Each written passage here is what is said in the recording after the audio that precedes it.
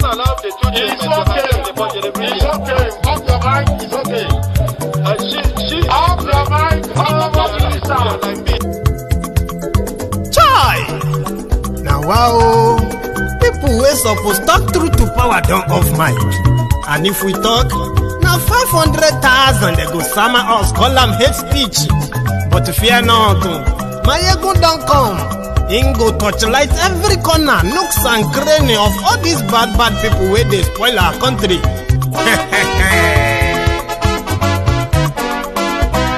So my people make we laugh, oh yo yo. Maiyegun don't come, oh yo yo. My people make we shout, oh yo yo. Maiyegun don't come, oh yo yo. Maiyegun don't come, man of the masses, oh yo yo. Maiyegun don't come, oh yo yo. Maiyegun diary politico, oh yo yo. Maiyegun don't come, oh yo yo. This one not the off in mind, oh yo yo. Maiyegun don't come, oh yo yo. Can in the touchlight every corner, oh yo yo.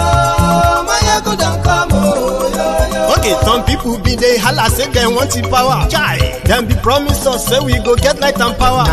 Them hustle sote they can't get the power.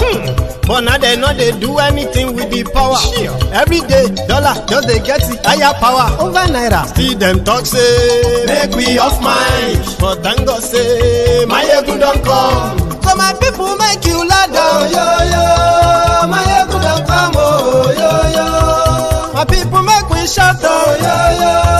Maiyegun don't come, oh yo yo. Maiyegun don't come, man of the masses, oh yo yo. Maiyegun don't come, oh yo yo. Maiyegun diary politico, oh yo yo. Maiyegun don't come, oh yo yo. This one not they off in mind, oh yo yo. Maiyegun don't come, oh yo yo. Person where they do evil, no one make person talk. Them say that Maiyegun, that man too they talk. He too they talk. Say Maiyegun diary, he they hot like pepper. But every day then they take money in bulk. Woman picking, they the street they hawk. Still them talk say make we no talk. But thank God say Maiyegun don't come. So my people make you laugh, oh yo yo. Maiyegun don't come, oh yo yo. My people make you shout, oh yo yo.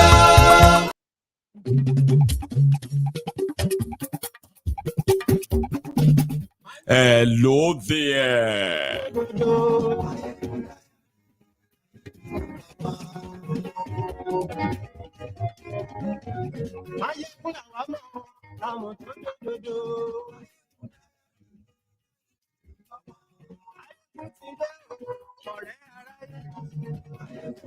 Good morning to you and good afternoon to you as well as evening to you.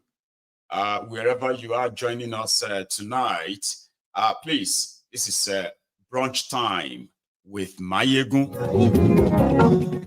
Share this. Or maybe read the caption first, the description as well, then share it. Invite your friends, invite your not so friendly friends, and tell them if they can see it now. That Maiyegun today. So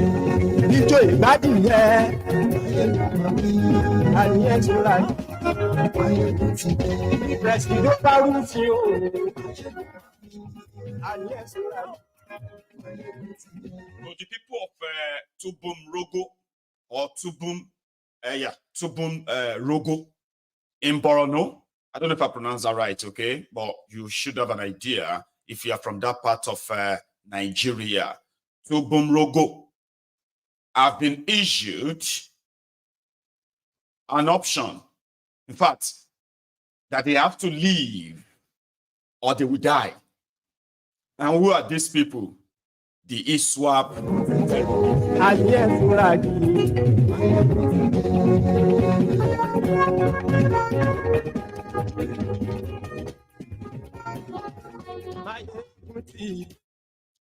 today. So thank you so much for joining me.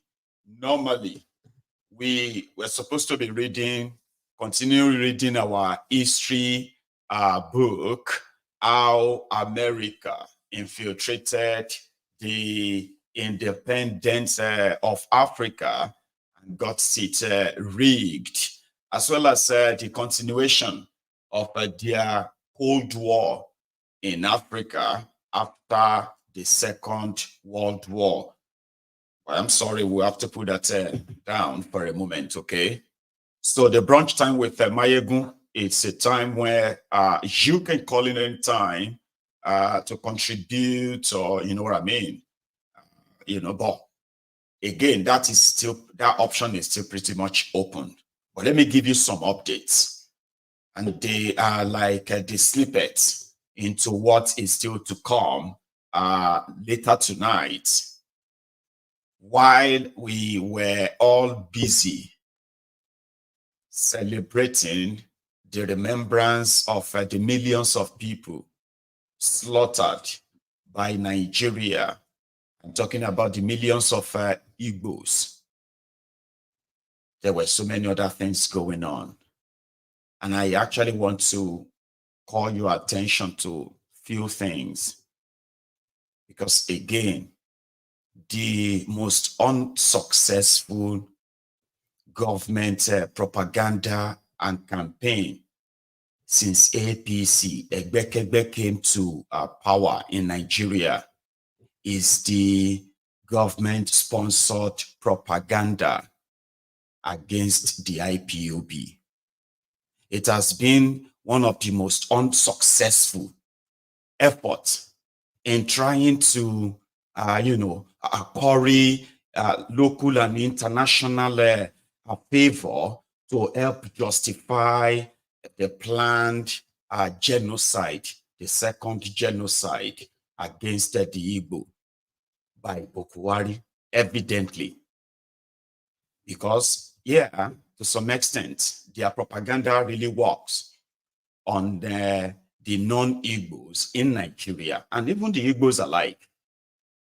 But if you have an idea of how much money Nigeria invested and is investing in trying to convince the world that IPOB, a separatist group demanding for referendum from Nigeria, if you know the amount of effort Nigeria is putting to convince the world that IPOB's advocacy is illegitimate, and to convince the world that they are terrorists. And they have been playing the card very well with their media in Nigeria. Unsuccessfully, they have not been able to convince the world, because except for those who are the descendants of, the bigots, old bigots that actually, activated the war, a needless war, so to say. So many of them who are still kind of fighting that Biafran war in their head till tomorrow. Some of them took it from their parents, and some of them are still alive. Except for those, a lot of people can see through the entire state-sponsored terrorism in eastern part of Nigeria and how it all started and all the available evidence. I'll give you some today. You can do whatever you like with it. And that is what will make us talk about the Abia, the killings in Abia yesterday, and why you should never join them in believing that IPOB organized and decided to just go and shoot and kill soldiers. They've been doing it all this while, right? To try to convince you. If they don't call them unknown gunmen, to make the story a little bit relevant, they will say the IPOB, or suspected IPOB, or everyone they catch, everyone they, for any crime in eastern part of Nigeria, IPOB. But guess what? Eastern Nigeria is the most militarized region in the entire Nigeria. Yeah, don't act surprised.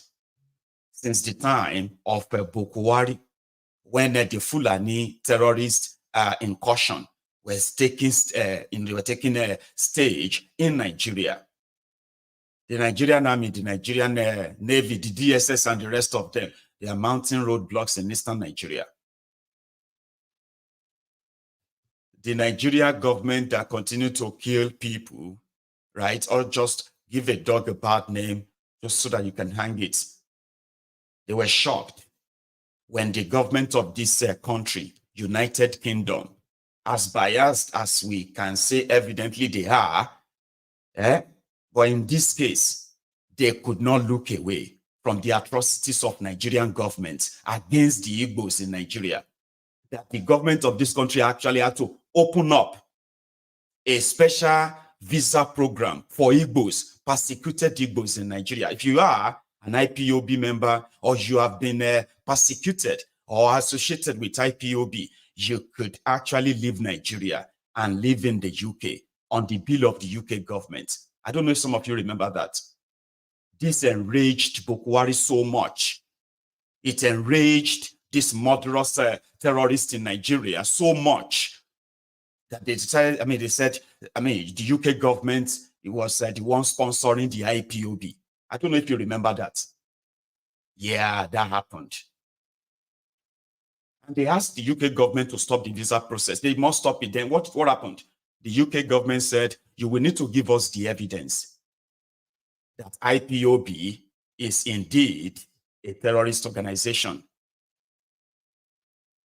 And that was when the whole terrorism now started in eastern Nigeria with their unknown gunmen. And I'm asking you this. Until they kidnapped Nnamdi Kanu from Kenya, and then returned him to Nigeria, have you ever heard or have on record any evidence of acts or any acts of any of the IPOB members in eastern Nigeria ever? The answer is no. And to answer your question, Mofo, that is asking me, am I justifying the killing? People like you are those who are giving the criminals in Nigeria the audacity and confidence to continue to perpetuate criminality so as to justify the agenda of, oh, IPOB is a terrorist organization. Every now and then, they will come out and tell you, we are not involved. We are not, we have no hands in what is this. We are not this, we are not that. But yet, the Nigerian media will kind of still report it as IPOB this or that.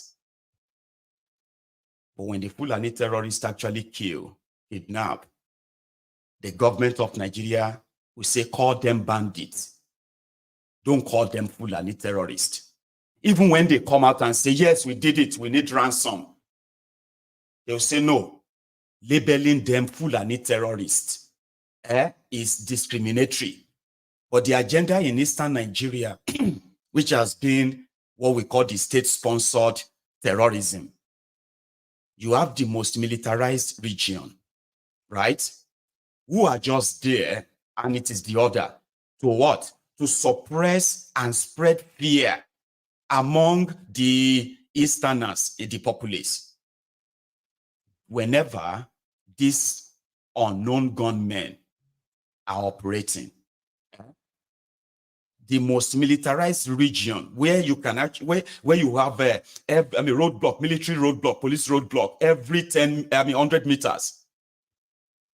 There was never a time that we heard of engagement between these military men in eastern Nigeria and these unknown gunmen. We have seen them use their, and I've actually done so many series on this many times, where we have those harmed by the criminal politicians in eastern Nigeria, right? Make them perpetuate all these criminalities unchallenged by the supposed police and the military in eastern Nigeria. Just because the reports they want to really give out, which will then justify what is to follow. And that is exactly what is happening in Abia State. So let me kind of start from there. Yesterday, there were some miscreants, as usual, on social media, threatening people that they must sit at home, they must this or that, and the rest, right? Then the real IPOB came out and said, normally, nobody is ever forced to sit at home when it comes to the May 30th. Nobody has ever been forced, no threat, no nothing. Until after they kidnapped Nnamdi Kanu, and suddenly, the entire crisis escalated. The same criminal politicians that harmed their or supposed their thugs, they were easy to deploy them for the same agenda. It's not that same in that same Nigeria, where you are protesting against government. And military men were wearing agbada, joining the same protest to destroy and vandalize things so as for the military to attack you and shoot you. Is that not in that same Nigeria where people are legitimately asking for an end to the police brutality, and they shipped in their thugs, disrupted that so that they can pave way for their policemen and military to shoot at you? Because what? Because there are thugs among you, or there are criminals have hijacked it. Now I am telling you now that the IPOB that has existed until 3 years ago, when they kidnapped Nnamdi Kanu, until 3 years ago when they insisted that the British government must drop the visa program for the IPOB victims, Nigerian victims, until 3 years ago, right? Despite all the persecution and all of that, there was never a time that a single policeman is even roughened in eastern Nigeria.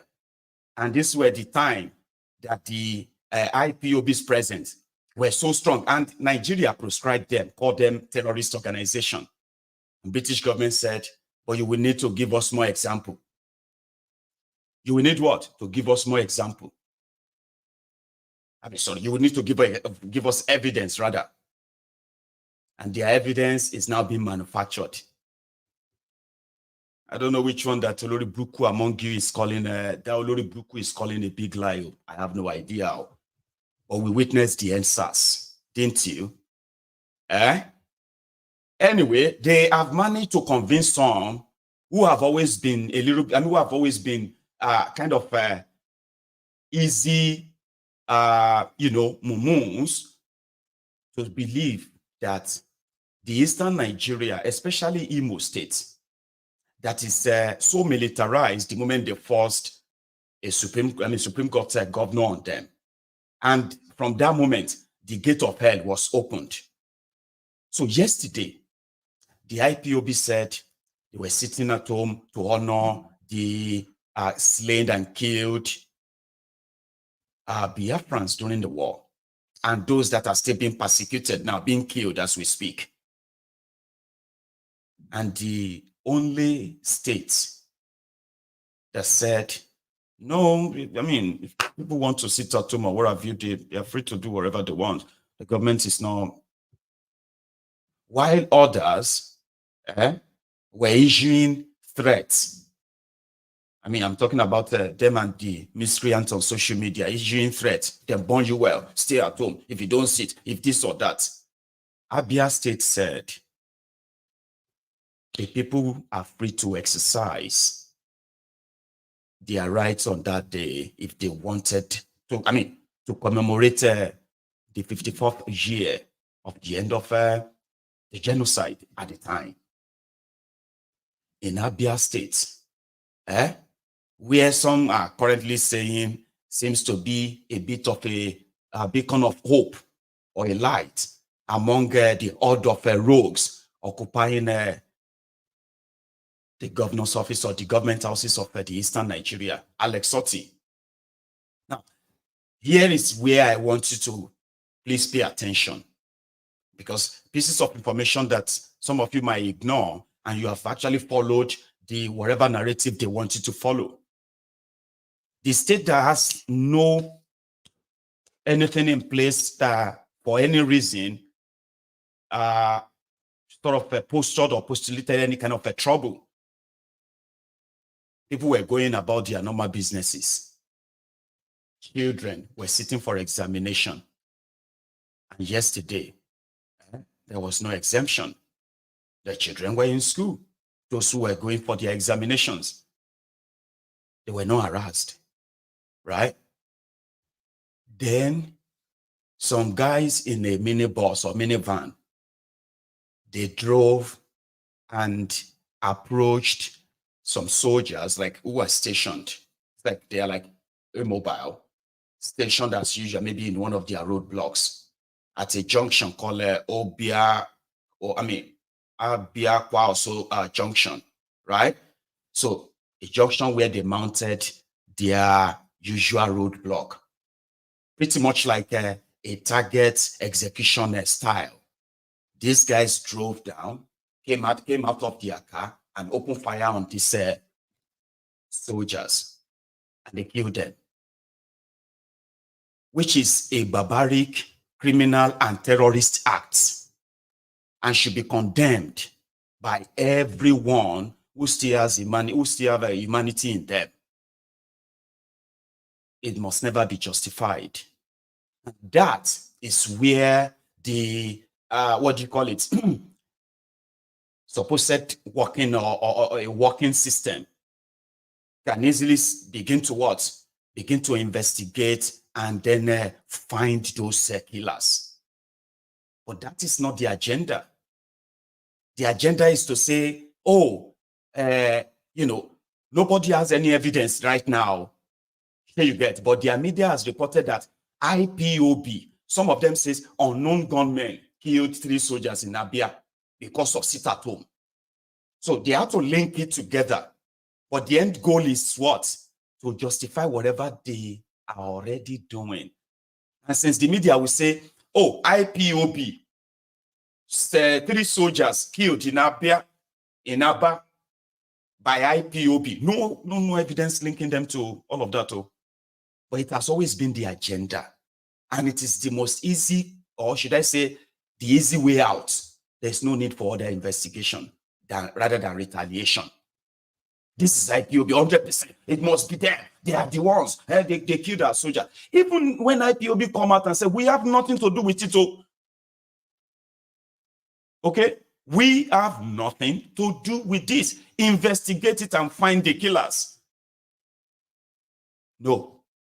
You did it. You did it. We know there is IPOB. Eastern Nigeria is IPOB. Northern Nigeria is ISWAP. And that is how the narrative should be. Man, I have seen them attack their communities. I'm talking about civilian communities where Nigerian soldiers were using, I'm talking about anti-tank weapons, shooting that at the direction of houses, civilian houses, setting houses ablaze. Because, according to them, IPOB attacked policemen in some places yesterday. And that is it. We have to come here and deal with everybody here. And that has been the agenda since 2021. We need to convince these people that killing the innocent people in Eastern Nigeria is worth it, because some people have guns and they are attacking our soldiers. Baba, you remember when the Owerri prison break happened? And the police IG, within 4 hours, came out and said it was done by IPOB. IPOB was the one who broke the prison. For 5 hours, 5 hours, the prison break was happening. And it's just about 10 minutes walk, not drive, walk from the governor's house, governor's office. So they let it happen. And 4 hours later, 8 a.m., police IG in Abuja came out and said it was IPOB that broke into prison. For what? By 2 p.m., the governor, Oplesus Odigba, came out and said IPOB couldn't have done that, except if they have help from outside. So they play it, yeah. I mean, 2 days after, Bukwari removed the police IG. But the media already spread it. IPOB broke prison. Things that don't make any sense. And with that, we need more soldiers. We need them to come here. And it's easier. For those of you who are not smart enough, right? It is this. This is how the criminal Igbo politicians believe they can keep their people controlled, especially when it comes to politics, political power. Let's say we are just fighting these boys. Which boys? IPOB that is not fighting you. But the agenda, like I said, changed. And not even up till now, the British government is yet to be convinced. Despite all these killings, all this, 3 soldiers were killed. They were killed, and that's a crime. Now, you who have different feeling about it, it's all right for you. But I'm talking about those who are still humans, okay? Whatever those soldiers have committed in eastern Nigeria, right? Some guys coming together to go and assassinate them, only to now leave the civilians at the mercy of the same murderous soldiers. So it becomes a vicious cycle. And that's why you must never, by any means, celebrate any of such acts, because it's like setting you up. It is never in your own interest. It's not. There is an agenda that has to be fulfilled. And this agenda is bloody, is genocidal. They will do it anyway, but they need you and your emotion to be blood. So that they can have you say, hey, but when they kill soldier, at least I did not saying it already. Hey, but are you, somebody, one idiot was asking me, are you justifying the IPOB killing soldiers? You see, that's Nigeria. But when IPOB came out and said, no, we have nothing to do with this, is a cowardly act. You know what I mean? And we know why they are doing this. But why Abba or Abia? That's another one. Abia State seems to be one of the states in East, in fact, the only state in Eastern Nigeria that tend to, be more pronounced to be so people-oriented when it comes to their policies and all that. And most of these policies, right, as much as some people believe that they are exaggerated or so, others have actually evidently, confirmed them. And it's also a state that has no issue with IPOB or anything at all, right? So why stage the killings of soldiers in Abia State? A state that has no problem whatsoever. Now, let me show you something. Before the killing, right, in one of their campaign on social media yesterday, to show that just it's like every AK day, right? So many of them, it's just like when you just drop the banana for the monkeys, they begin to dissect it, and all of that in a way that you see their stupidity in their utterances. Like they just can't wait, okay? They can't wait to justify the act of genocide, ethnic cleansing against the Igbo, even some of them who are Igbos, against themselves. Some criminals killed soldiers and the media labeled them IPOB, okay? And then they were like, IPOB is a terrorist organization. They said that the children must not go to school. One weary on social media actually said, ISWAP and Boko Haram, that we all call terrorist organization today, they are those who are against education. So IPOB wasn't, and it still isn't. Because before they did what they did yesterday, this was Abba, where the children who went to school for their own examinations were coming back before the killings.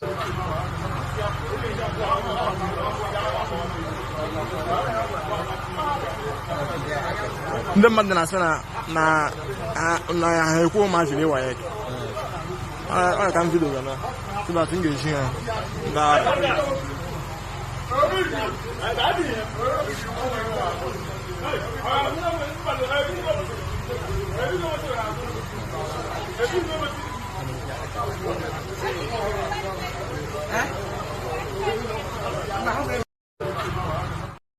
So that was it. All right.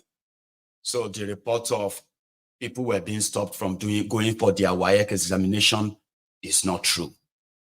But they managed to push that in order to make, the shooting of the soldiers, right, the responsibility of IPOB. So you see the disconnect there. Right? Can you feel the, I mean, can you tell the disconnection in that, right? So there was no wahala anywhere. There was no whatever anywhere. You know, people wanted to sit at home, were sitting at home. Those who wanted to go about their normal businesses were out there doing their own thing, right? Then the soldiers who mounted their roadblocks as usual, they were there. I can't show you the video because that will probably ruin the entire broadcast. But some of you possibly have seen the video. It was the most cowardly thing ever. And only terrorist does that. That is why that act is, it's totally condemned. But don't link it.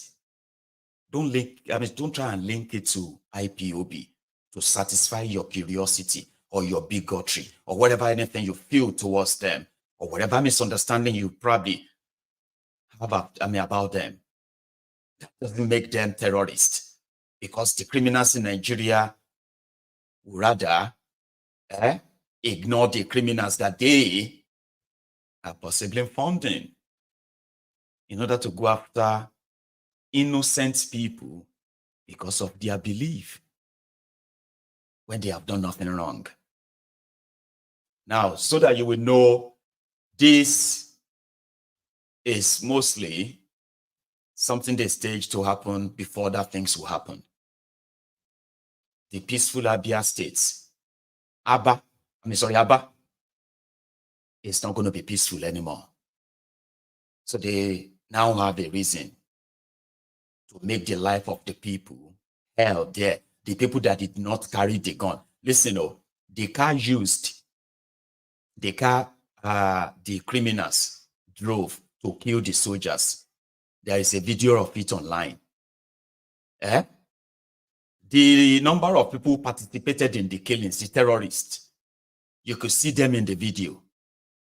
Now, a government that really wants to care about the people and fear, they will go after that piece of information and track those guys down.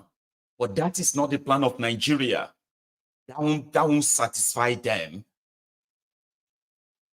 So they would rather just go after everybody they can. Now, listen, let me show you this video and tell me if this is right. They have started raiding and arresting everyone they can see, including women. Yeah, they were loading women into trucks. And this is not the first time. There was a time that 107 women were rescued from Suleja prison. Suleja in Niger State. These were women, Igbo women, young women, older women that they took from Igbo land. When they, I'm talking in this past 3 years, so they took them from Igbo land, they raided them in their communities and all of that, put them on the truck, and they dumped them in Suleja prison. 107. So 4 men, 4 terrorists killed 3 soldiers yesterday. Women, children, young men, they are being loaded into trucks by the military in Abia this morning.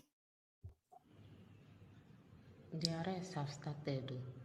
They're still arresting people. Anybody say, oh, see my neighbor. Oh my God, my neighbor survived. Thank God.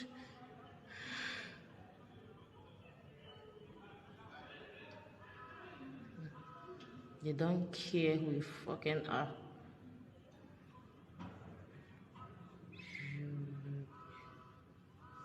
Jeez.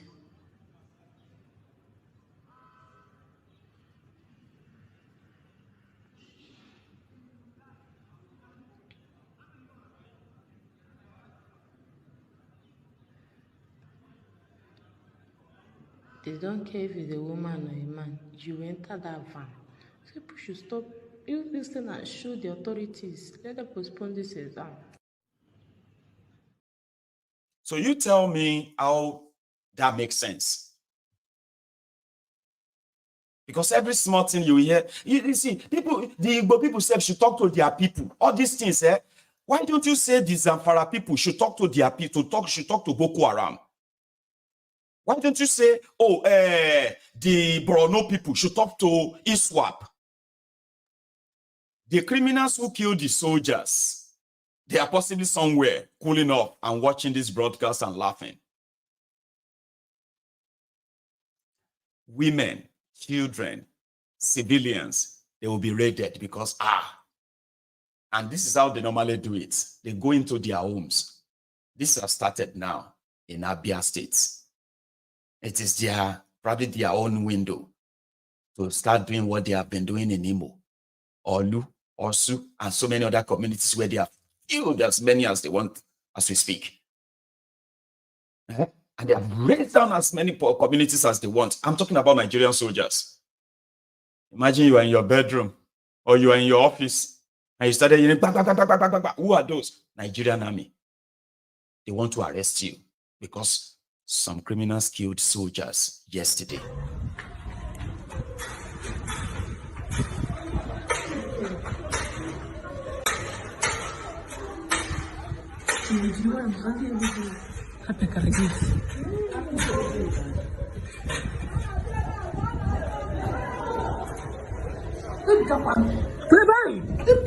Jesus.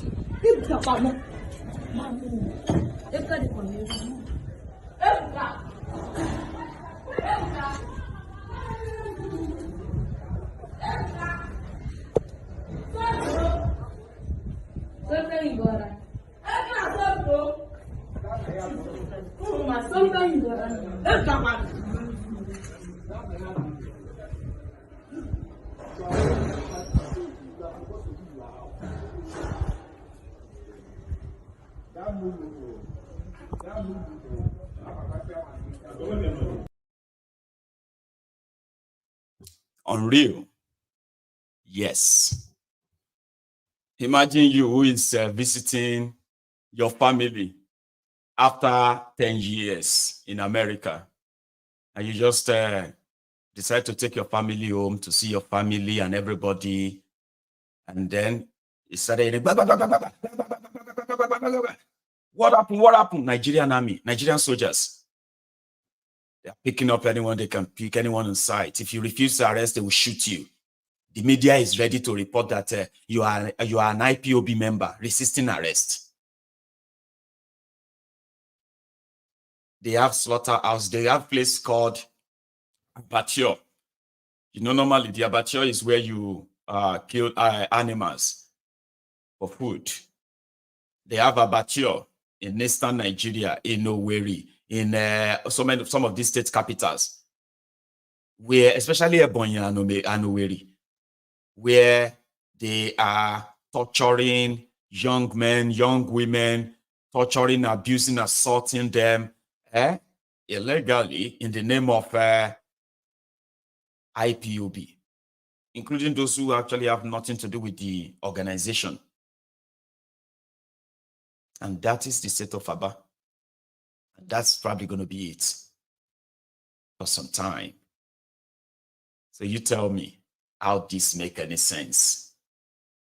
If not just for the contraption called Nigeria. 76% of you have been reported to be displeased with Tunbum's 1 year in office. I'll come to that. But listen to this. Yesterday I said one of the things I believe could reduce tension, the first step is free Nnamdi Kanu and watch all these organized criminals disappear.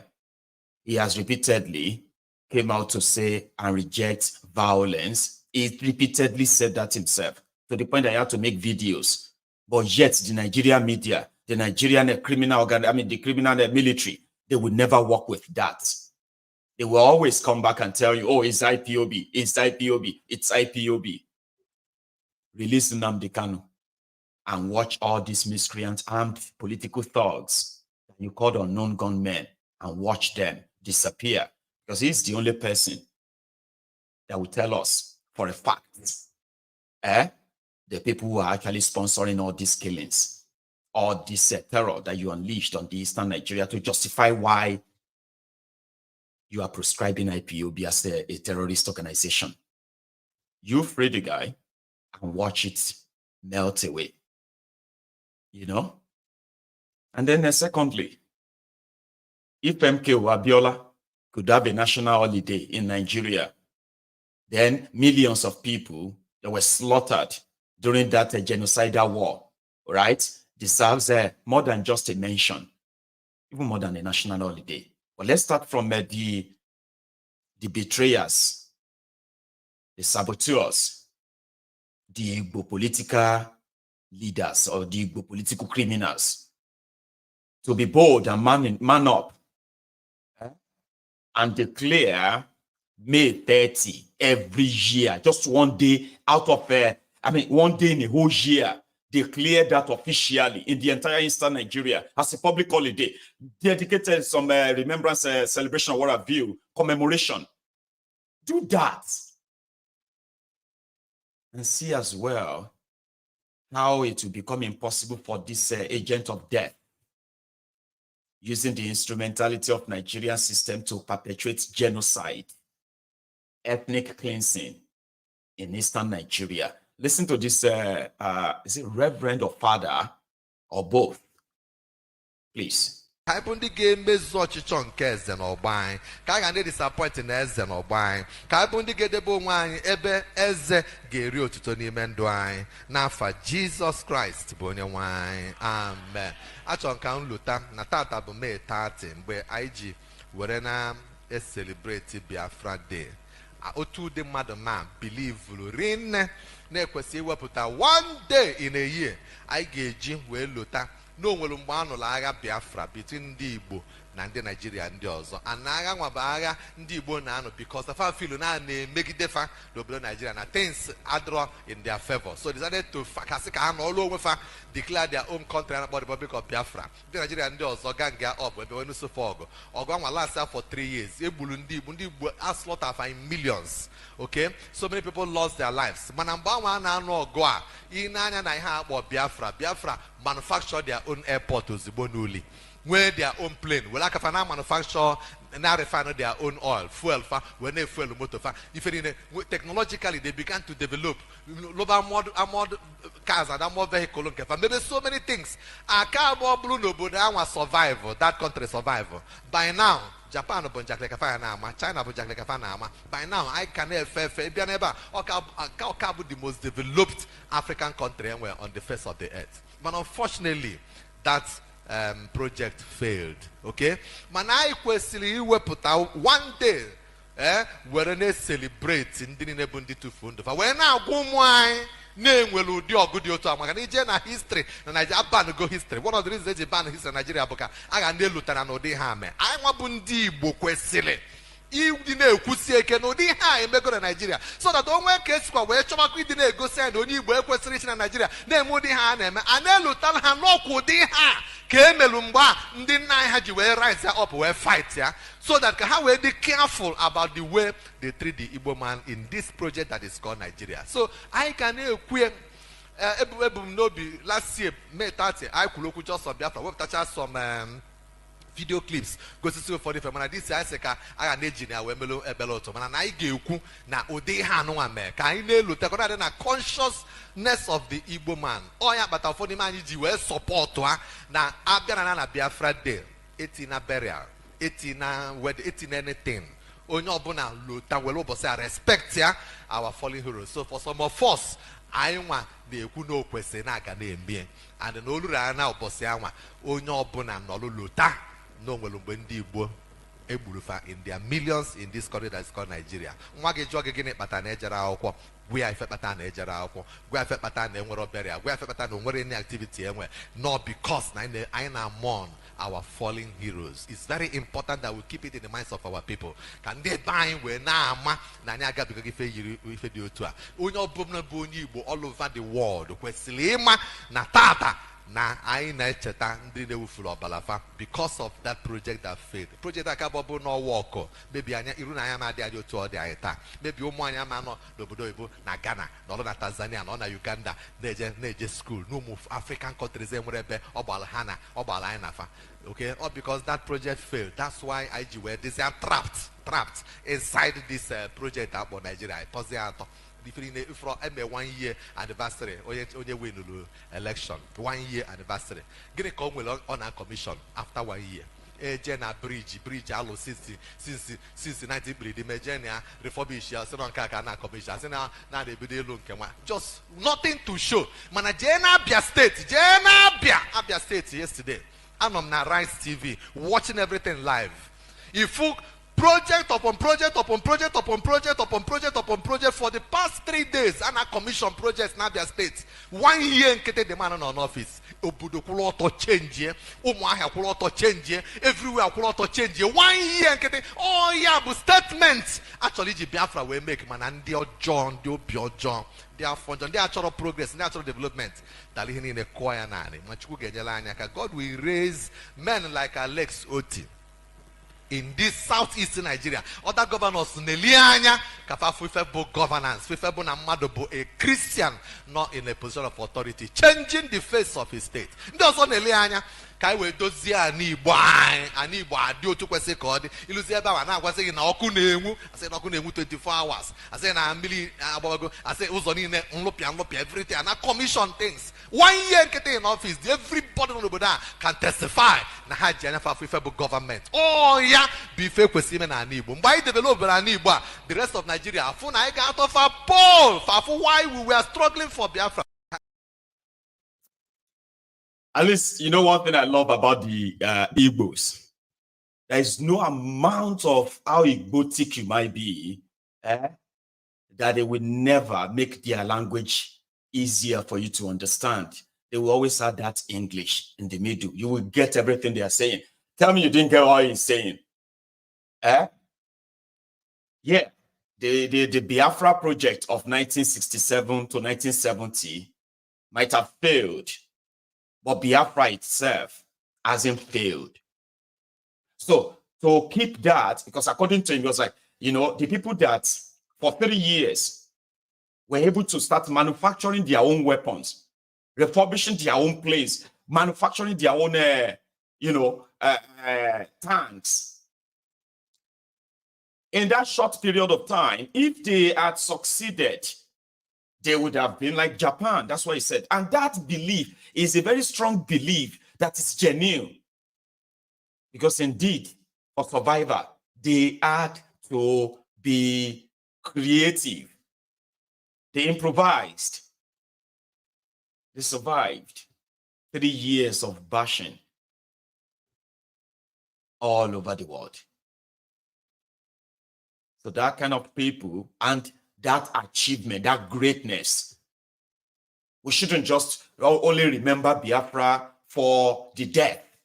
We should remember Biafra for the great achievement of men, inventions, to survive the ashes, the hardest of time that was upon them. They had to. They bled for 3 years. And all of that they did, dug tunnels, built, fortified armories and the rest of that, fed themselves. All those achievements, right, are also great things that should be kept in the hearts of not just the Igbos, but every Nigerian. The story of how they did all of that, if they allowed you to have ventured into reading your own history, you would have researched and learned a lot of things and get inspired from some of these things because they happened. They happened. These are not fictions. They happened. So no matter how much Nigeria wants to kind of, make it look like it's somebody's fault, it's this person's fault or that person's fault, it happened. People participated in a program. They officially massacred and killed harmless people. They committed war crimes in Nigeria. It happened. And it should never be swept anywhere. Every Nigerian, as long as that contraption still exists, every person, carrying that identity, wherever you come from, you must know about it. You must know how it happened. And the effort is to kind of make sure that it never happen again. Declare one single day a Biafran day. Stop hiding behind that, whatever they are promising you, I'm talking to you, the Igbo criminal leaders, declare it and then engrave it in the hearts of all the generations born and the generations yet unborn. You want to be respected, start with that. That will be the second thing.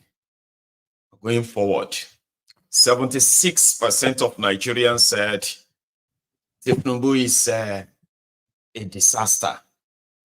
Out of that 76%, 32% of them was a very, very, very, very disaster. And this is 1 year of Tunbum, the first year of the 7-year shege. Watch this.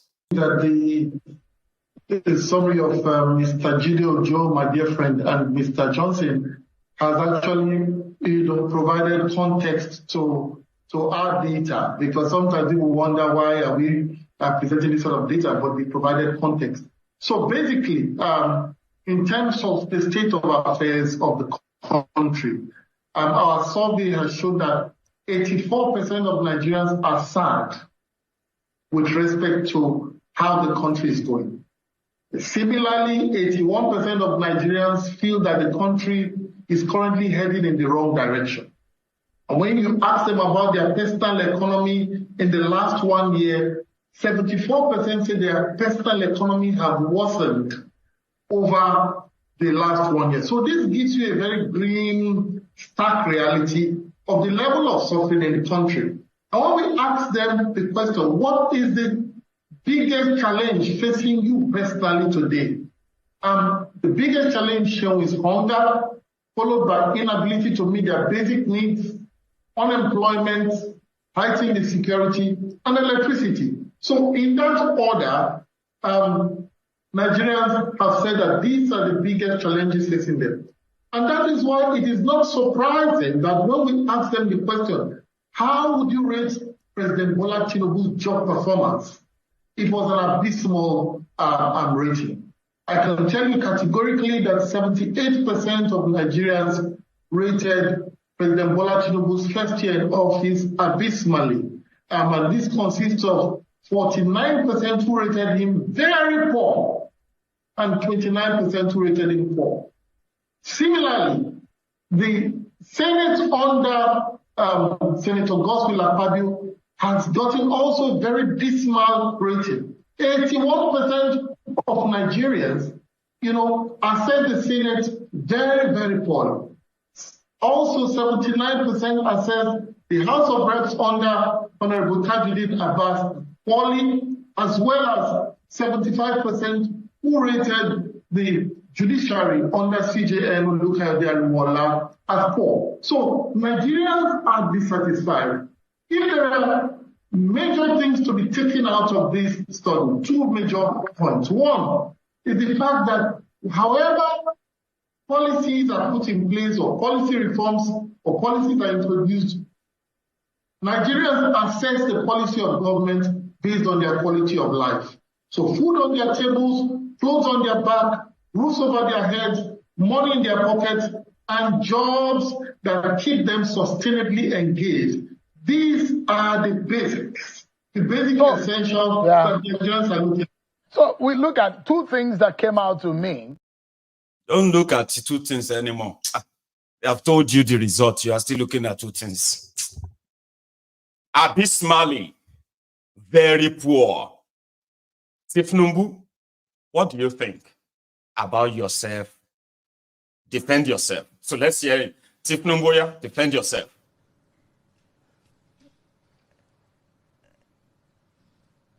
Dear brothers and sisters,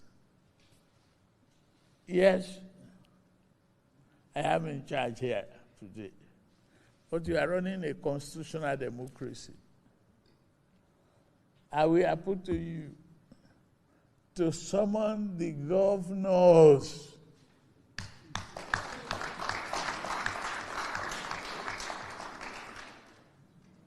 Summon them, call them up.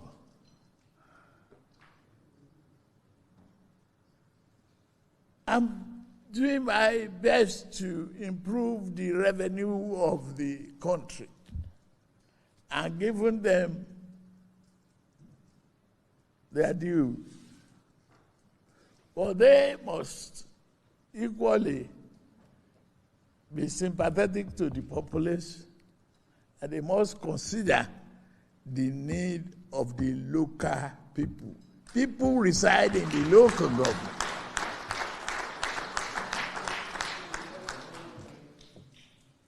People are in the local community.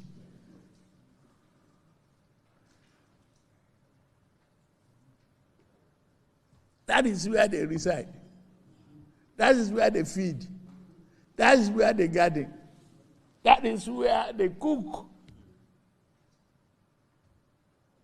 That's where they farm. If the local government are not free, and the leaders don't hang on to the number.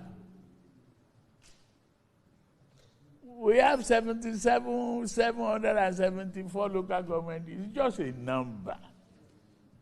Is it effective? Is it reaching the real people?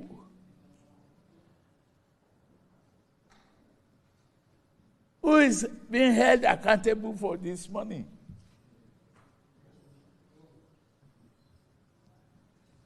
Maybe we should look and recalibrate.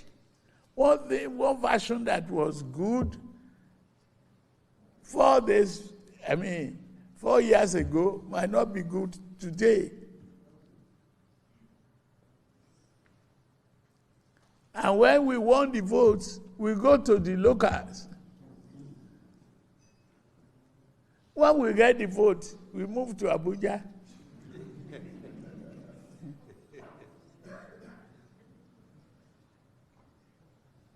I think we have to collectively join hands.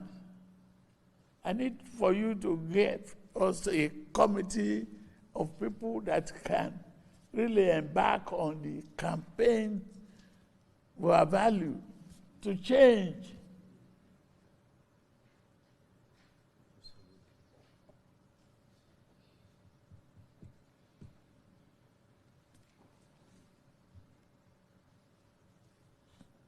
Our brothers and sisters, it is disheartening watching the TV and see the number of people in IDPs. No sincere leader in this country will be happy seeing that.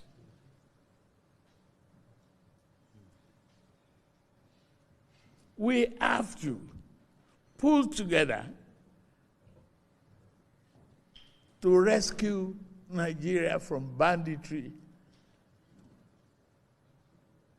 Yes, we know we are making progress,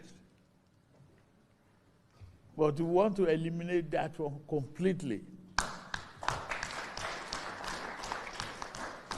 Nuisance leleyi. Nuisance leleyi. Tani Brewer, abi were ni Koolu ni. You my brothers as abi shiri ni sir. Tani brother and sister. Tani Brewer. You see, how many of you can remember when I once said Koolu want to be president, and he expended billions and billions of stolen money to achieve that. I said it will be their president. Even if he wants to be for it, he should. He will, whenever he's by himself, he will cry and ask himself, what have I done to myself? What am I doing here? But they can continue to put up faces in the public. Okay? But the demented Koolu, once in a while, when his brain comes together, he's asking himself, why? You need to call the governors. We all need to come together and fight bandits. You know, around that time, he's probably forgotten that, okay, yeah. You know, I'm in charge. Because they told me that I am in charge. But, hey, guys, are you sure I am in charge? Are you sure? You know. He will cry. And I don't know if the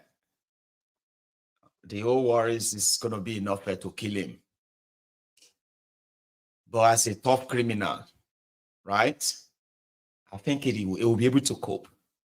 But off camera, all by himself, with all of this wahala, he will sit down and be like, oh, I'm waiting to put myself into totally long. I kind of feel like that. And when you look at that, his face, dear, help me, please help me. Kind of. The president of a country under the grip of terrorists is begging for help. When all it has to do is just to talk to his team, the same way they decided to use abracadabra and take you back to colonialism or colonization, right? They could do the same thing as well and just take us back to regionalism. Okay, let's try that. Take us back to regionalism, and then break the entire center up, and we will begin to deal with the problem regionally. Okay, so don't worry about others. Okay, somebody that started spending the local government money as governor, using the local government money according to him, joint accounts. The same Tunbum today is worried that the local government are not viable. Is that a change of hearts? Well, I guess some land inside the Barbish, not after, inside the Barbish where I won't sell. It has airports. Contact me for details, okay? That if Tunbum is interested in local government autonomy and all of that things that they are currently trying to push as well. So yeah, that's Koolu's defense. I am trying my best. Go and call your governors too. So that they can, you know, since you can't call your governor, since you can't do anything, so you just have to wait and leave according to their dictates. Hang on, I have something here. I don't know what's that. Oh, okay. That's a song. I don't think I need that this afternoon. I want to send my sympathy to this lady who is very shocked to see this kind of cheating. I say, oh, this is the cup, my cup of tea, sorry, my teacup rather, right? A cup of tea. And if I say it is a 500 gram, Baba, it should be 500 gram, content inside. Let me say you go say, okay, oh, the kettle is a 400 gram. And the content inside is 100 gram, making it 500. Now cheating. And she go buy over 10. And she's shocked. The meaning of this, please. What is the meaning of this? Like, what is this? I just bought this thing here. This is my first time to open it. Lo and behold, is half. Half. I bought this thing close to 8,000 naira, 7,800 naira. No, this is not fair. This is not good at all. How can you buy this size of milk and when you open it, it's not half? Not even up to this place. This is very unfair. This is very unfair. This is very unfair. If people don't want to do this thing again, you stop doing it now. I'm doing this, somebody will buy it and I think that this is very annoying. This is seriously annoying. How can you buy half of this thing for 8,000 naira? What is really happening in this country? I'm not happy about this. See the milk. I just opened the milk. Everything, I just opened it now. Sorry, Auntie. This is just the beginning. And it was perfect. We had each one a meter. Everybody was treated correctly. The water was clean. The money we paid, even paid for the swimming pool. There was clubhouse, swimming pool. I mean, there was many things for people to enjoy. I don't see anything from the money that we're putting in to this place. I mean, we don't even have security. Every time I open the forum about how many people are being attacked and the security is bad. I don't know where the money is going. And when you don't have transparency, guess what? It's corruption. And it was It don't read. Even though you they protest for Nigeria, wondering how they were paying money to the estate management, and yet there's no security, there is no this, there's no that. So she had to lead the residents to go and protest. It don't read for everyone. But we can all continue to pretend though, if the pretense still does work for others. So yeah, that's this afternoon. So that's the first part rather. So the second part of the chat this afternoon is going to be us continuing with our reading.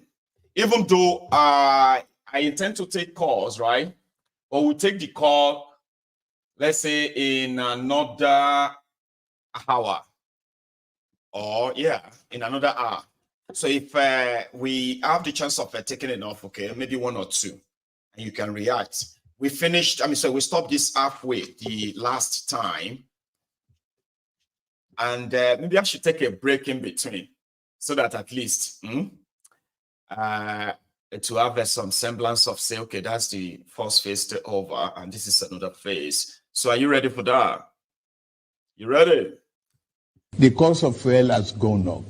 Food and other prices have followed it. Households and businesses struggling. Things seem anxious and uncertain. I understand the hardship you face. I wish there were other ways, but there's not.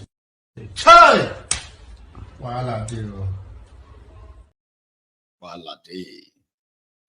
So thank you so much, everyone, again, for being with me. So we will be continuing the reading of, remember, White Malice, written by Susan Williams. And it is the CIA and the neocolonization of Africa, summarized. I think there's a preface that I want to kind of read. So if you have been following this, that is great. We are currently at chapter 5, page 61, okay? And this, do I need to give you a recap? I'll just continue. I think I will just continue because of our time, okay? But we have gotten to a stage where the organizations that were acting up as pro-Africa, pro-blacks from America, they were springing up, and these were like a CIA set up organizations to infiltrate some of the organizations or groups or parties fighting for independence in various African countries. But they presented themselves, because they were also blacks, so they presented themselves as those who want to come and help them in achieving independence, but no, there is more.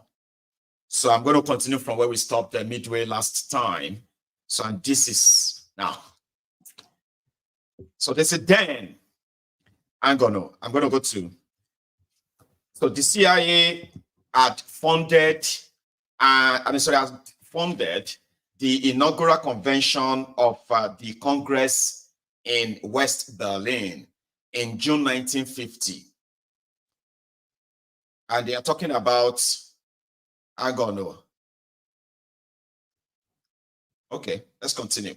The event brought together more than 100 American and European intellectuals, or intellectual celebrities, they said, including author Kostler and European and the author of Darkness at Noon, for 4 days. So the open air closing ceremonies were attended by some 15,000 West Berliners. The CCF financed numerous cultural events and some 20 well-known and eyebrow periodicals, including Encounter in London, The Monarchs in Berlin, Proofs in Paris, Forum in Vienna, and Tempo Presente in Rome. The CIA and the Congress worked closely with selected publishers to support the publication of book titles. In the US, its regular partner was Frederick A. Prager, which by the mid-1950s published between 100 and 150 CIA titles a year. Over 1,000 books were published by Prager in association with the CIA during the 1950s and 1960s. Through these and other maneuvers, observes David Price in an article on the CIA's book publishing operations. The US government secretly corrupted scholarship and warped academic freedom in ways that left the American public uninformed. In Mexico, the publishing house of Bartolomeo Costa Amic flourished with CIA support. It was the best deal I ever had. Costa Amic is reported to have said, the CIA pays for all the printing and then they buy all the copies. There is rich irony. Price observes that the secret police of American capitalism had to covertly prop up works that could not survive the free market that the agency was fighting to protect. The CIA's International Organizations Division, IOD, which oversaw the CCF, arranged the Congress's funding via pass-through fronts. One of these was the Fairfield Foundation, which Josephine's boss at the CIA, Lawrence D. Noble, sometimes referred to as the Far-Fetched Foundation, as it was so obviously a front. Everybody knew who was behind it. He told Stoner Sanders it was ridiculous. Tom Braden explained to Stoner Sanders the functioning of such foundations. So, Braden said the Fairfield Foundation was a CIA foundation, and there were many such foundations. We used the names of foundations for many purposes, but the foundation didn't exist except on paper. We would go to somebody in New York who was a well-known rich person, and we would say, we want to set up a foundation, and we would tell him what we were trying to do and pledge him to secrecy. And he would say, of course, I'll do it. And then he would publish a letterhead and his name would be on it. And there would be a foundation. It was really a pretty simple device. This masquerade was successful. One of the many writers who were misled in this way was Richard Wright, who was funded by the CCF to attend the Bandung Conference in 1955. It supported him in other ways too. 3 CCF magazines published excerpts from his book, Black Power, 1954, which includes an account of his visit to the Gold Coast in 1953 and his observations on Pan-Africanism. And 4 Congress magazines published excerpts from the Color Curtain, Wright's account of the Bandung Conference. Wright was therefore funded without his knowledge by the CIA. At the same time, he was being spied on by multiple acquaintances in multiple agencies. He was observes Joe Whitney in Finks. how the CIA tricked the world's best writers. Wright realized, as did James Baldwin, that officials were spying on him. They penetrated groups he was part of, using both the FBI and the CIA to keep tabs, manage, rein in, bribe, and publicize.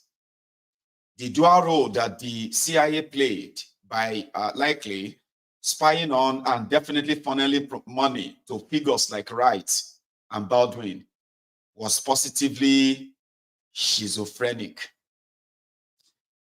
It was being suggested that the Journal Contacts in South Africa, which was the organ of the Liberal Party and edited by Patrick Duncan, benefited from funding by the CIA, since its publisher was associated with the Fairfield Foundation. No proof has been seen, however, of a direct link between Duncan and the CIA. He was one of the delegates at the AAPC and described it as the nearest thing to utopia I have seen. 3 pages of contacts were devoted to the conference. Duncan's position was closer to that of AMSAC and the AAI rather than the Council on African Affairs. The journal declared that it was proud to be anti-communist. So Duncan was frequently in disagreement with the Reverend Michael Scott, who was also at the AAPC. In 1952, Scott had set up the African Bureau in London to support Africans who wished to use constitutional means to challenge political decisions affecting their lives in the colonies of Africa. The historian has established that a no-strings grant of £3,000 a year to the African Bureau came from the Fairfield Foundation. CIA funding was provided not only via pass-through fronts such as the Fairfield Foundation, but also via legitimate and established organizations such as the Ford Foundation, the Rockefeller Foundation, and the Carnegie Foundation. In 1954, it was agreed at the Ford Foundation headquarters to formulate a standard policy for how to handle such government-sponsored projects. By the early 1960s, report Stono Sanders, Ford had funneled about $7 million to the Congress for cultural freedom.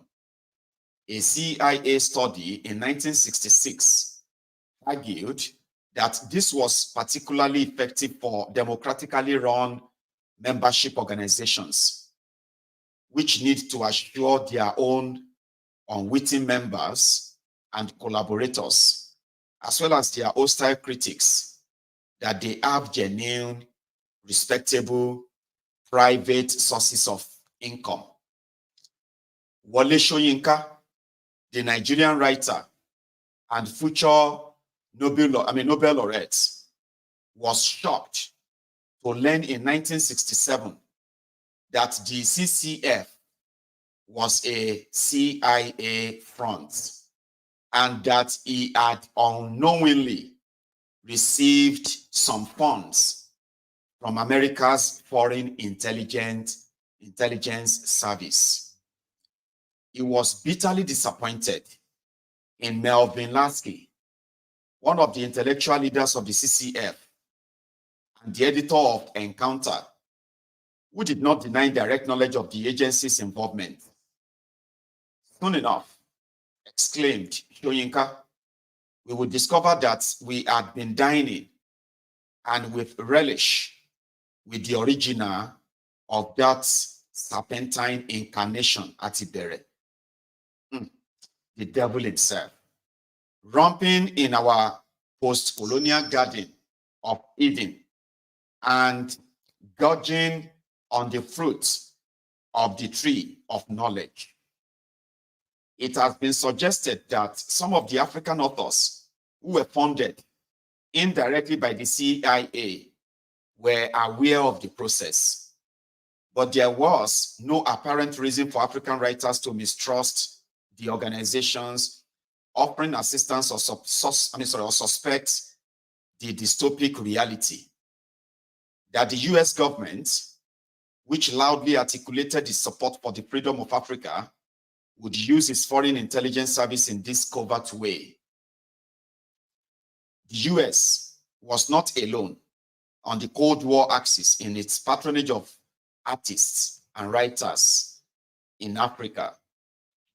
At the other end of the axis, Shoyinka, as recalled, were rival jostlers.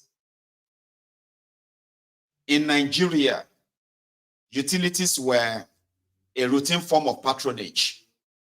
State-of-the-art printing presses from the Soviet Union and or via China in disguised crates formed steady contributions to the cause of intellection, creativity, and general literary empowerment. Within the Soviet Union itself, publications produced in Africa were pirated by the Soviet states, publishing machine to the tune of 1 million print runs on a single title. Those mills had Shoyinka were fertile engines rolling out third world literature for internal consumptions and sometimes even exports. A frustrating aspect of Soviet patronage was the neglect of contracts and royalties. This neglect was challenged by some authors, which led to a handful receiving notices to report to the Soviet embassy and collect our modest windfall. Shoyinka was one of the handful. I banked my check before someone in the Kremlin or wherever chose to change his mind. Later, or perhaps it was already operational policy, the satellite states would follow suit. Hardly ever was permission sought, no contracts negotiated. On occasion, an East European nation would assign royalties, which had to be spent within its borders. It was actually not a bad feelings, comment Shoyinka dryly. To know you are a millionaire somewhere in Eastern European currency. Socialist Cuba, too, supported artists and writers and paid for them to attend Cuban festivals. Here, Shoyinka confronted very real race issues. There was a problem as well because the US prohibited its citizens from visiting Cuba. And some African governments, including Nigeria, followed suit. Cuba handled this where necessary by planting an entry stamp on a piece of paper instead on a passport. Well, through its secret representatives at the AAPC in Accra, the CIA was watching development carefully. It took note that Paul Robertson sent warm greetings to the conference.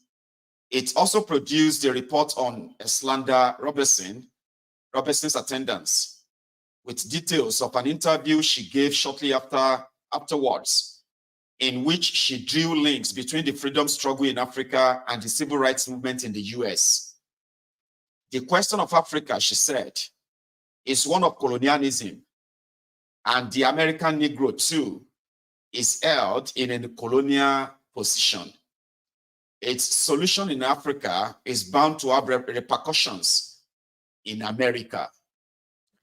She noted that Daniel Hamlin Chapman, Ghana's first ambassador to the United Nations, had said in his maiden speech that his country's independence will be of service to African Americans. Then she added, many of our people in New York crowd into public benches at the UNO just to see the African delegates sitting there on equal terms with the white nations. Even American whites are being affected. They dare not behave towards Negroes as they used to because they cannot be sure if it is an ambassador or a hall porter they are pushing around. Mrs. Robertson had no doubt that the CIA attended the AAPC in some form. There had been rumors at the conference of a split between Nkrumah and Egypt's President Nasser, which Mrs. Robertson believed were overblown, if not altogether made up. There was other gossip too, including the claim that Cairo and Moscow wanted to take over the conference. This, she thought, was untrue and deliberately concocted. So I wanted to finish that chapter, chapter 5, and then maybe start from chapter 6 next time that we are reading. But that's going to be like, how many pages? So that's going to be like about, see, 67 to 70, 81. So that's like about 14 pages. Chapter 6, then chapter 7, right? 14 pages. So we'll have that the next time, okay? So that we won't have unfinished reading next time. So I just wanted to make sure that I finished that part because we didn't, and it's been like 2 days now. So I'll leave that out. I'll keep the line opened so that we can have a chat. For those of you who want to probably call in, right? The line will be opened, and that will be when I come back. This is the governor of Niger State commissioning their own CNG buses. And I think CNG buses are the buses that were converted from petrol or diesel to gas. Let me show you.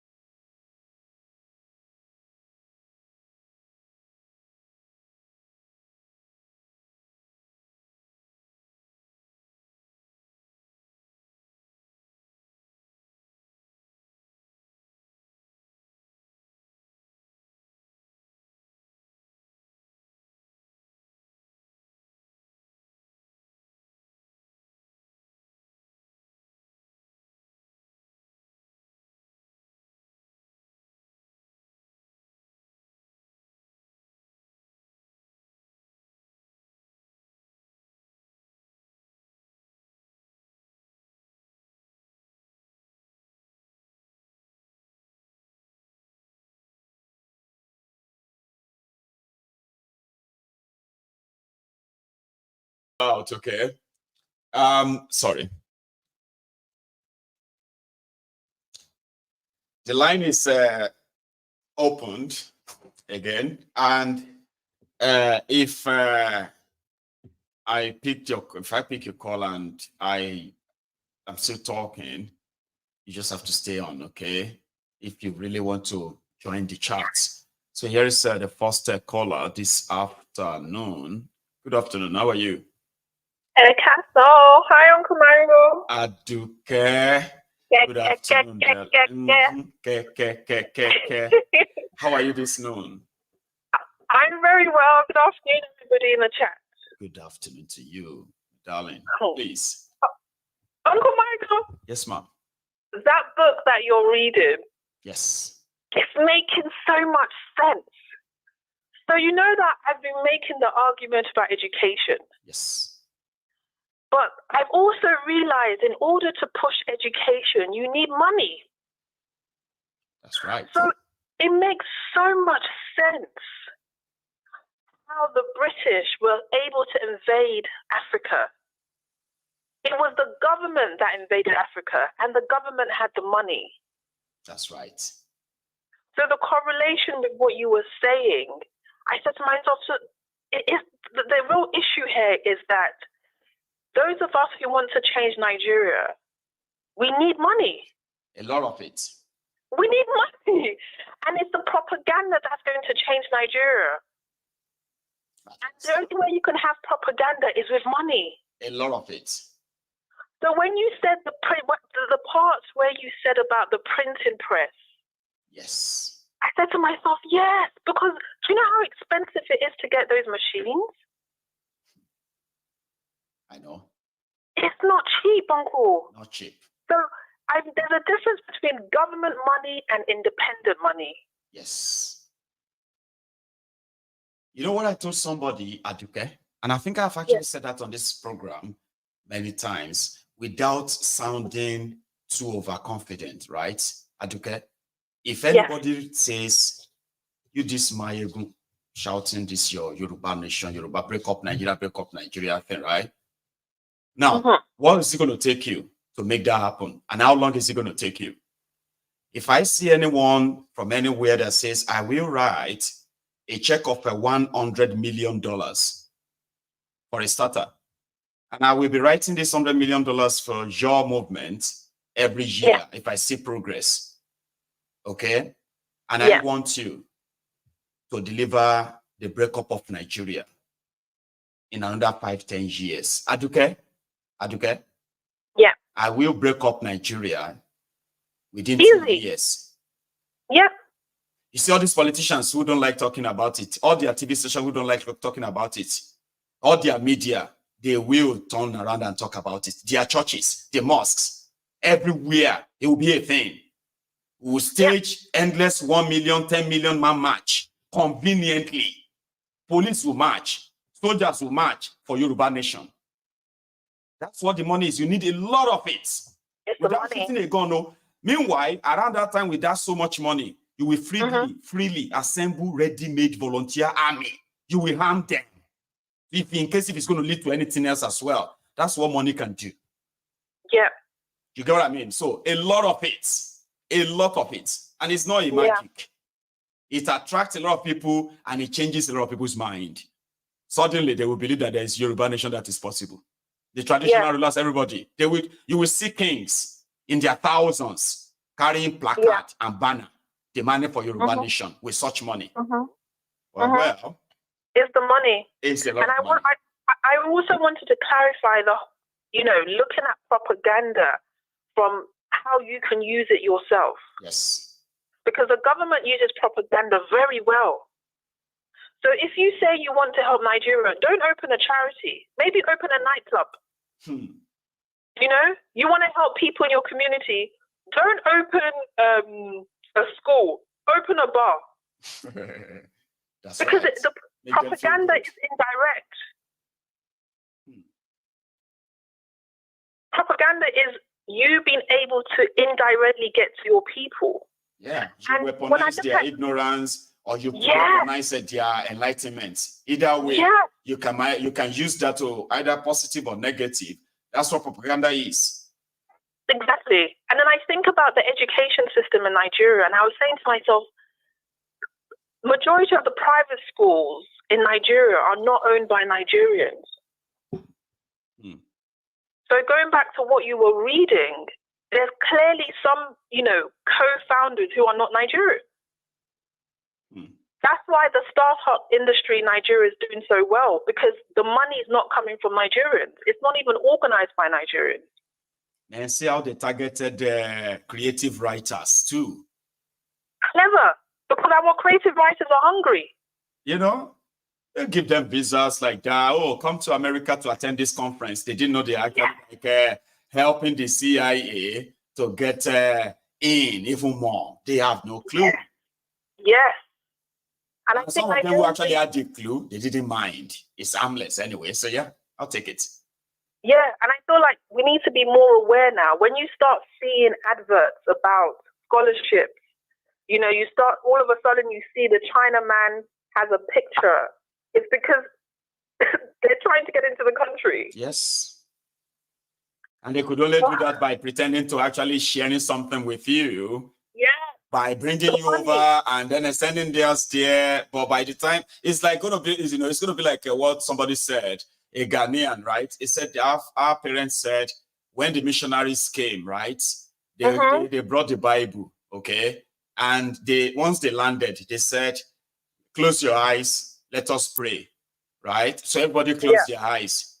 By the time everybody opened their eyes, the Africans have the Bible, but they lost the land.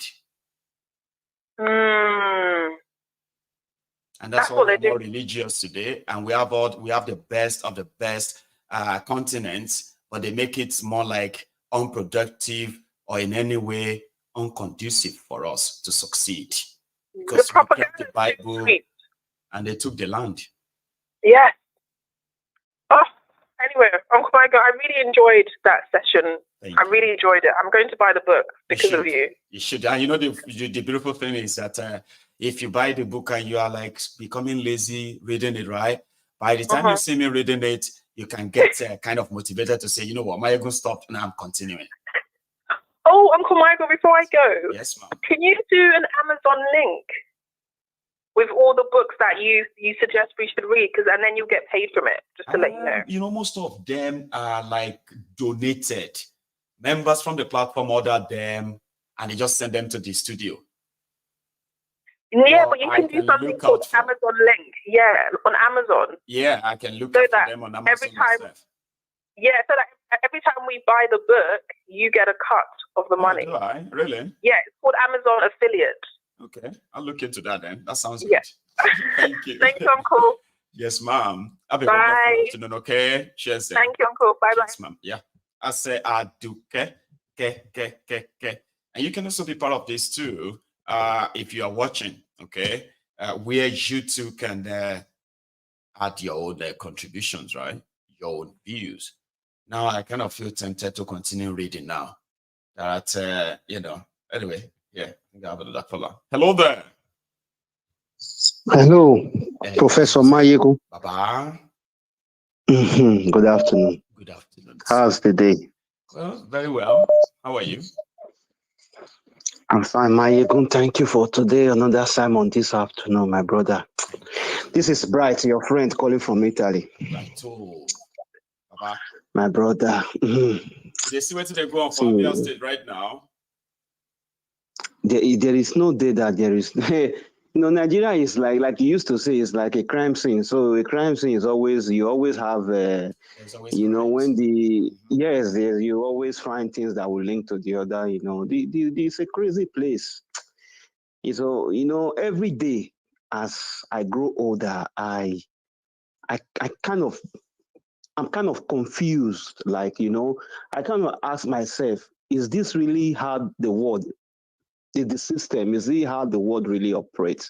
Because growing back in Nigeria those days, I never knew the dimension to this extent of life until I started, you know, discovering myself, reading, listening, traveling also.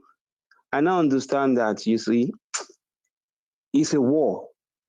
It's like when they say when you find yourself in a jungle where only the strong will survive. If you are weak, you'll be the prey. You see, there is, I continue to say it, like, until you know your roots, like you identify yourself, you know yourself as a person, that is when you begin to realize the start of your problem. You start knowing how to solve your problem. Right. If you don't really know yourself as a person, you cannot solve what comes on you. Because especially when it comes to religion, I always don't want to take religion out of it at all, because it is the basic, it's the start point of the movement. It's so strong, I know. Yeah, it is the start from where we Africans should realize that we have been bamboozled. Because you cannot tell me now, for example, if you bring the Bible and if, for example, you put it as a base that is centered around a particular set of people as the Israelites, the chosen ones and the Bible specified on them, and the Messiah comes from them. And today, as a black person, for example, I cannot just find myself in Israel today and I'll be living comfortably because that is where the Messiah comes from. I don't know whether you are getting the scope. I'm following you, Baba. So if the Messiah, for example, comes from a particular place and I cannot really identify myself, establish myself there without fear of rejection as a person, I think that should ring a bell that no, there is something that is not clear here. Because if a place guides me religiously, then that place is not so. It's like it's supposed to be my second home or my heaven on earth. Yes, whenever I run there, I'll be like I'm in the economic class of heaven, and just a step forward, I'll go to first class. But it doesn't work like that. You see that that place does not recognize me as the way I recognize it mentally. So it tells you that you are your own. You are just on your own. The system has placed you there. And we as Africans, we don't realize it's like we are just like a car. When you put the key, it's supposed to start when there is 4 inside. So you just put it in start. It does not ask whether it's the wrong person who is going to drive it or not. So far, you get the key to the car, you just put it, it moves. It's the right buttons. So it is so difficult for me to understand. Like the things happening in Nigeria today, oh my God. See, when they say propaganda, APC is the architect of propaganda. Is it now that they understand that people now are kind of weary, like people are not, they now put it that everybody should go back to the national anthem. And everybody's topics now is not on the national anthem. So by the time we now start finishing thinking of that one, realizing, let's go back to the cup of bag of rice. Workers have not been paid. Another propaganda will come again. We'll start discussing that one again. Before you know, we'll be we'll be close to election. Local government autonomy. God. It don't carry you never hear. It don't carry state governors go courts. The Supreme Court should declare that local government autonomy. Forgetting the fact that under Bukwari signed something. I don't know if some of you remember. At the point, Bukwari signed something, they call it executive order that gives autonomy to local government in Nigeria. All on paper, lies, propaganda. He is about to do his own now. And this is the same country that some group of people just issued a warning to some local government in the northeast that they should leave their place for them. If they come and make told the people of Tumbun Rogo, they've told them to leave. And then guess what? Just a few days ago, they killed 15 fishermen in that community. 15. ISWAP killed them. And they have told the rest of them who survived, leave or you will die. People are already living. They are living. And we have we have a president. We have a local government chairman there.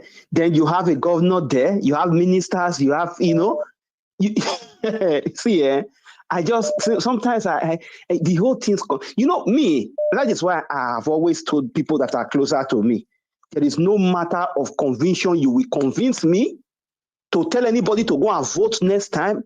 You are joking, because how do you expect people to vote for people who does not recognize them? These people does not care for you. When they get there, they just, Nigerian politicians, it's like they are living in a different world.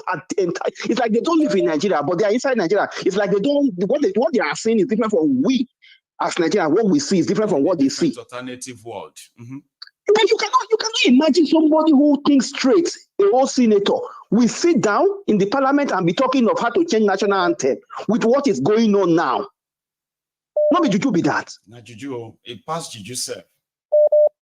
Passed juju, but people wait to allow them. Because they still continue to allow them. It don't be like, say, it's like you see, like you once said, there was a time pastors were saying, if you eat for dream, and the village people, they pursue you, it's not a good thing to eat in dream. I will tell you now that majority of Nigerians, they are eating their best meal in their dream now. Because why don't you go shop for a dream this evening? So I don't know, maybe not fried rice or something. I'm thinking of going to Tantalize. People are cooling off in the best restaurants in their dream as we speak. Now I go say, if they ask me money, I go wake up.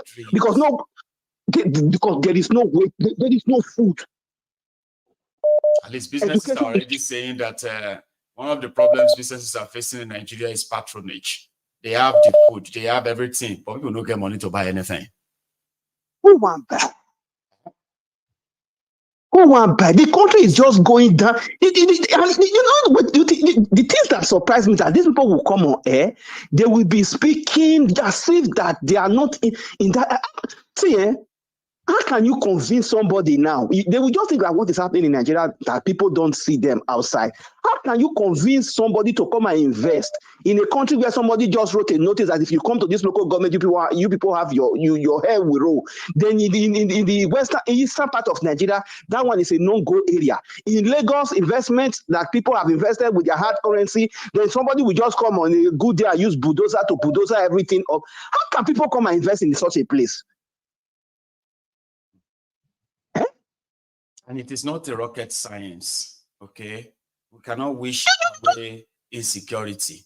You get that? You cannot. Nothing. Say, oh, we wish it away. Oh yeah, insecurity, end. Oh, thank God, like we wish it and it has. The government is not helping in any. See, Maiyegun, you know what? See, infrastructures. If you are even building infrastructure, we have architects in Nigeria. We have people that read engineering. This, how can they see in the West? An Italian man who wants to make road, we employ an Italian man that will make the road. They will not go to China and bring somebody from China, or go to Germany and bring people from Germany. Except it is a collabo. Maybe the two countries want to have a joint a bridge or a rail that connects each other. That is why you have engineer from this country and another engineer from this country combining to make the project. If it is within this country, they will employ their own indigenous people. Have you ever seen it? I don't understand what is wrong with us. It is, we understand what is wrong with us is that we allow criminals, okay, to rule us, even though we did not give them the power to rule us, but they are ruling us anyway. So we are too somehow disorganized. I won't say we are scared. We are too disorganized to get rid of them. We must organize, right? That is the right word. Disorganized, and there is still hope. There is still hope of believing in a spiritual help among Nigerians. It is too common with us. I leave everything for God. God go do am. We survive. God has been faithful. God is doing it. Everything will work out. See, do you know that since I've been in this country for almost 3 decades now, I've never seen an Italian man telling if something happened to him, we say blood of Jesus. It's only us now. You know, so we are the ones who are closer to God, because our criminal ruiners and their collaborative pastorpreneurs, they told us that God loves poor people. Since we are too many who are poor, here you get. So then we feel like the only thing we have is God's love. So therefore, that makes us closer to God. Exactly. Like one of my friends said, we became more superstitious. One of my friends said, right. Exactly. One of my friends said, he said in the book, they refer to people like the sheep. The sheep, the lamb, the sheep. He said he's not going to be a sheep. He better be a lion, because a sheep, you will always treat a sheep. He's not going to be sheep for anybody. He wants to be a lion. Free the sheepy. So everybody wants to free the sheepy now to make sure that people stop acting like sheep, because sheep's like that. Because if the world is already open now for people to realize, know yourself. Yes. Because it is very obvious now that people are beginning to realize how the world works, how we have been bamboozled. But you know, the Nigerian system is so. We are so traditional. We are so divided tribally. We are so in everything. Sometimes I don't even know if we are good. You see, I told someone like this, we are just setting the pace. But I don't think we are going to see Nigeria better in our own time, this generation, maybe in the next 4 generations. This generation, it go hard. It's not impossible. Yes, I know. It's not impossible. You know, like I use the word organized, right? We are disorganized for now. Aduke, the first caller, said something that she was able to pick out what reliable funding could do for causes like this. Okay, I'm not saying that we would like to see some black money funded, like CIA, for example. Now, right? If CIA, understand. You get what I mean? If CIA now just grab this IPOB matter, Biafran could happen within 2 years. Now you they talk that one. So that's why I said that it may be difficult. I don't know why I use CIA, maybe because I read the book, okay? Because usually I always say if people actually are organized enough, right? To say this is what we want and this is how we're gonna go this, and everybody, the roles are shared, right? Nigeria, the better of Nigeria is when Nigeria breaks up. Now, if it doesn't even break up, that everybody have their own country right away, Nigeria is going to break into different parts where, like, it may not even be regional, the 3 regional, whatever we had then, right? But in fact, something is going to shift, and it's going to shift in the next, between now, the next 5-10 years, if it lasts that long, okay? And in our lifetime, no, it will not be up to. Yeah, in our lifetime, Nigeria is going to break. Maybe not to countries yet, but it's not going to be this Nigeria that you are seeing now. They will push it. No. Just give it time. Maiyegun, you are definitely 100% right. It is going to break, so because it's too, the people are, the politicians, the mistake they are making now is just to, there is a saying that when there's an adage in my place that say a food that will kill a dog, the dog will not perceive the aroma of the poison inside. He will eat it. And so that is the way these politicians are doing now. You see the things they are doing. Sometimes even a primary school old pupils, we ask the question: are these people reasoning at all? Like they just do things as if they are baby. Now than they were 50 years ago. Put it this way: people are going to be more aware the next 25 years than they were the last 25 years. Yes. Okay. Yes. And because the people of the last 25 years are now adults. Okay. So they understand better why they are where they are now. And with the better information, right, that we are already dishing out every now and then, Nigeria won't survive another 25 years under this madness. It won't survive another 5 years. I just it won't sound exaggerative, right? It won't last within the next 1 year, right? But I do not want to sound exaggerative. It can't continue like this. Let's be honest. Never. No. See, you cannot sustain a country like this. Let them enjoy all these things for now. That is making them feel like nobody can. It not go last. It's like when they were doing this, their voodoo economy. You made a documentary on it and said that there is no way that it will not soil them too. It will come back to where they will come back to where they started. We are already there again now. So it's already propelling to that doom. Here you get, because there is no way you will do it now. Look at the issue of the coastal road. When they wanted to do it, people said, "When people are not go," they went, they destroy. Now they are saying, we are looking into it. After you have destroyed people's property, you see the mistake. The more they make the mistake, the more they are going to create a catalyst that will. Now people are thinking, what we are doing right now, Bright, is that we are letting people know that they have options. They were told that they had no option before. We were told when we had no options. Instead that we take what they give to us, and if we try to fight it, they kill us. Now we are making people realize that they actually have options that is beyond these criminals. Wait till everything clicks. Okay? And I've told people before, I said, you are laughing now, you will not be laughing for long. Just give it time. No. They won't be laughing for long. No. Thank you so much. Thank you, Maiyegun. Have a nice day. Another one, okay? Thank you so much. Thank you, sir. So that's a good one. I am convinced, whether I'm alive or not, Nigeria is not going to survive what these guys have done to her. I mean, my own primary wish, even on my deathbed, it would be, I want to see an independent Yoruba, where the Yorubas, as much as we know they grieve for ourselves to some extent, where we're actually like sitting, discussing, deliberating our issues by ourselves, providing solutions, and in fact, dreaming together too. You get what I mean?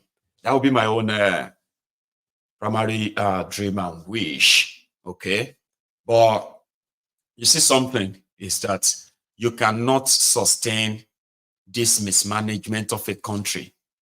The more people fall into the bracket of that multi-dimensional poverty, very soon, all of you where they talk say, let's say they use juju or jazz on these people. Now go on, they say, now who unlock the jazz? Bad governance is a stray bullet, okay? It doesn't discriminate. Even the criminal politicians, it will be too late for them to make any changes with what they are doing so far. It will be too late to reverse what is coming. So they should continue. Let them murasi. How are you this morning?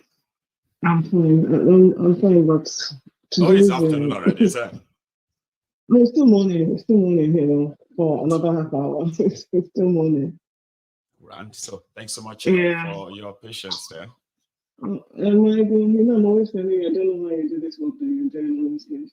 I don't know how you get up every day and you just keep on doing this thing. I don't know, like the previous caller, I can even hear his exasperation with the whole Nigerian situation, It's just every day, when you think, oh, maybe I've heard it all, then the next day you hear more. And you realize, I think I've got to the point where I don't think we'll ever stop. There'll be a point where we'll stop hearing, negative news, news out of that country. People keep talking about government. We don't have a government. Is it not clear that there's no government? No government. There's no. Unless you don't really understand the meaning of governance or what it means to be governed.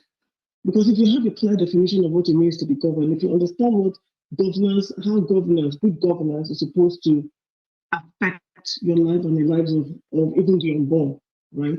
Then you understand that Nigeria doesn't have a government. It has never had a government ever since, for the longest time, and that's why people kind of like don't even understand what it means to be governed. Somebody builds 1 kilometer road, you do commissioning, you sing, dance, you do this and you do that. That should be like a given. It's not for you to come and, tell me to sing and dance for you because you did your job. So there's a basic lack of understanding of what government is. So sometimes people come in and say, oh, don't the government do the government? This government, especially this particular one, they're not capable of doing anything, except this destruction that they have. They have this path of destruction that they have set the country on. That's what they're doing. Imagine asking people to leave their traditional homes. They should go. And they're even going. But if I sit where I am and I say to them, don't go, I'm asking them to die. Yeah. Because no one is. And you'll be blamed for their death. And nobody, the people who should be in charge, the people who should take charge of that situation, nothing. But let them just kill one person in green. Maybe we don't even know that the person is military or anything. They will descend on that place, just like in Abia State. Right? Mm-hmm. No, what they call it, no protocol, no process, no nothing. Something happened in a state. You didn't ask yourself, let us investigate, let us find out, no nothing. You just go there, kill people, raise, destroy. And when you stand back, you check, oh, the last one. With impunity, nobody's going to come anyway for them. Nobody's going to come and rescue them. Who is going to come and rescue them? You're the ones that are supposed to be rescuing them. So if you're the ones perpetrating that act of evil on top of them, who is going to rescue them? The other day, that stupid NSA or NSA government or governor or whoever held that place said that killing a soldier is equal to threatening the government, right? And my question to him would have been, if killing a soldier is threatening the government, what about killing the citizens? Who is threatening that? Who then takes responsibility for the death of the citizens? But like you've always said on this platform, we don't have citizens in Nigeria. So I will not, be saying the same thing about people who say that. We're not citizens. Because the country is undefined, right? You have Nigeria as an entity, as a geographical location, is not defined. So therefore, for you to call yourself a citizen of what? Of who? What are you benefiting as a citizen of that entity? Nothing. Nothing. Except death and destruction. And where do we start from? We'll start from educating ourselves. Do you know the good news I have for you while you were talking, right? Is the fact that, you know, people do say that these guys listen to us. And some of us actually knows that they do. Now, I just got a message here that says they have a bill that is expected to be presented to the National Assembly on regional system of government in Nigeria. Charm. Yeah, sorry, I didn't get that. Right. You know, we do talk about when people say, break it up, and some will say, but can't we just start with it? Now, and then people will say, oh, do you know that this guy actually watches and listens to us here? Yeah, I've heard people Even say that though a couple of times. probably with some faceless whatever accounts and all that. Then I said, while you were talking, right, and then you ended up your conversation there with where do we start from? What do we do this? So I said, well, I've got a good news then that before we figure out where to start from, Charm, it seems these guys, indeed, they are hearing us because there is a bill before their National Assembly now. Okay? And it's expected to be discussed and possibly finalized by the 1st of October this year. It is to discuss the return to regional system of government in Nigeria. Now, I am not taking all of that in. I just said I should tell you that the people that the people that said the Nigerian unity is not negotiable. It's like they want to start negotiation now. Charm. I just told Bright, I said, yeah, this is not going to continue like this. Okay? It is the only worst fear is if these guys hijack this goal, right? Exactly. The same criminals now charting the cause for regionalism, then that is a cause for concern. I'm going to talk about that later tonight. But yes, they now want to start regional system of government and change the law, change the constitution. That sounds like a good, that sounds like something. It sounds like, and actually the other day I was pondering just on myself. I'm thinking that would there be any situation in my life where I would see myself supporting this Koolu? And I thought to myself, well, if he's able to if he as he is able to call for Nigeria to go back to that regional situation that we've been talking about, right? Then I will be not that I will be totally on the same page with him, not that I will ever hold him up as somebody that anybody should emulate. But if that is the one thing that will come out of him being the current leader in Nigeria, right, is for us to go back to that regional entity that we were, right? And in a more defined way, then we can say, okay, we'll be on board with that, because I think that is one step in the direction that we all want to go to, because the current situation as it is right now, Maiyegun, you and I, we talk about it every day. We see it, we see all the variations of how horrible our situation is, right? Because of questions that were never answered, questions that were never asked. So we're just building on foundation, when you're not building on a solid foundation. That's what is happening here in Nigeria. It never was built on a solid foundation. And in fact, I would say that because the other day I was reading the bigotry of low expectations. Now that bigotry of low expectations is exactly what our colonial masters, built Nigeria on. That's right. That belief that we would never amount to anything, that even if people were amounting to anything, it would never be on a large scale. And they just made sure that they kept with the worst of us. The worst of us in power, and because the worst of us is in power, the best of us can never really achieve anything, right? And I will go further to say that even if they're listening to what I'm saying, right, the world as a whole has not, even if with all the millions of the different types of progress that it thinks that it has made, right, as long as it continues to hold this continent down and its people down, it hasn't yet achieved the kind of progress that it is supposed to achieve, because the best of us, and I believe that Africa has the best of us, we're still being held down. It's just the same way we talk about it. When you're holding somebody down, right? You're not moving yourself. You're not going anywhere too. Forget about any kind of progress that they've made, but I believe it. I believe it even because of the things that we've done, even with the limited knowledge that we have, right? So imagine if we were allowed, if the best of us were allowed to lead the country. Imagine if the best of us were allowed to do the things that we're meant to do. Imagine where we would be. And I think that they can imagine that. And because they can imagine that, they don't want it to happen. They will never want it to happen. Thank you, Charm. God bless you, and I hope that you continue to do. Like I said, I don't know how you do it, but I'm here for you every day, listening to you and being encouraged as well. Thank you so much, my lady. Charm, just take it easy too. Okay, have a wonderful weekend. Me too. It's brilliant, right there. And I got something. Oshi, just in case if you need to know, I got your message. Oshi for during, sir. So I got your message, and that is another one in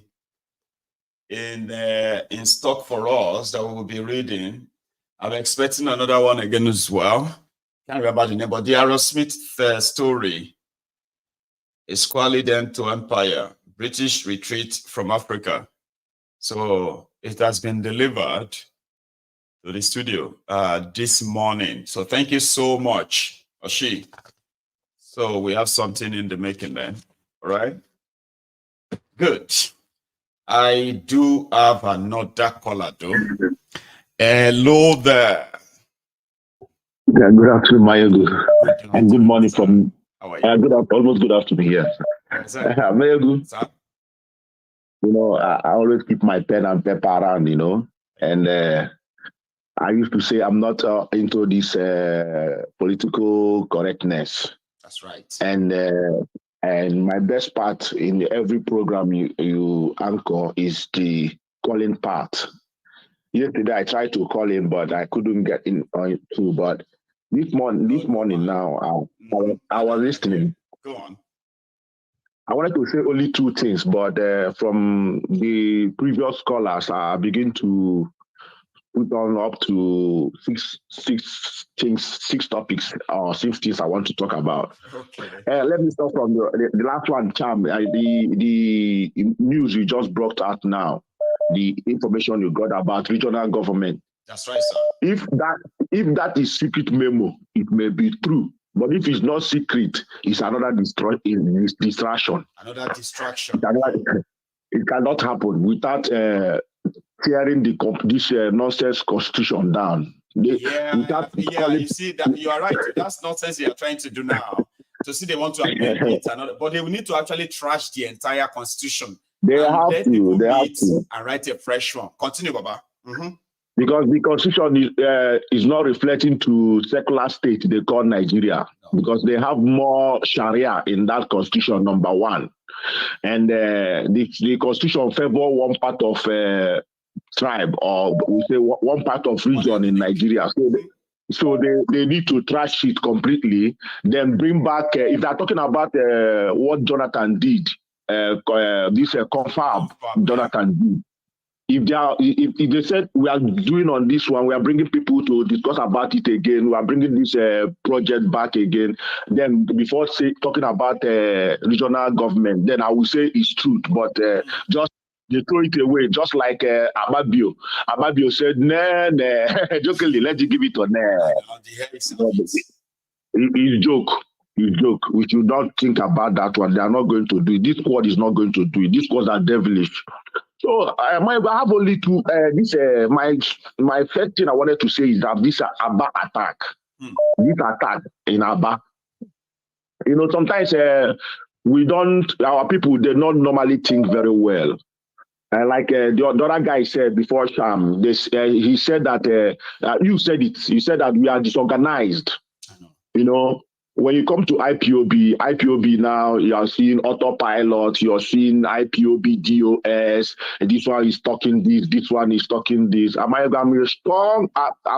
hardcore IPOB, you know. I've gone a lot of, when I was in Germany, I've gone to a lot of protests, even in Belgium, I was there. But what I saw in Abia yesterday, that I shed tears because when you look around now, before all this attack and enforcement of sit at home always come from Ebonyi and Enugu states. But this time around, why Abba? That's the question people are asking.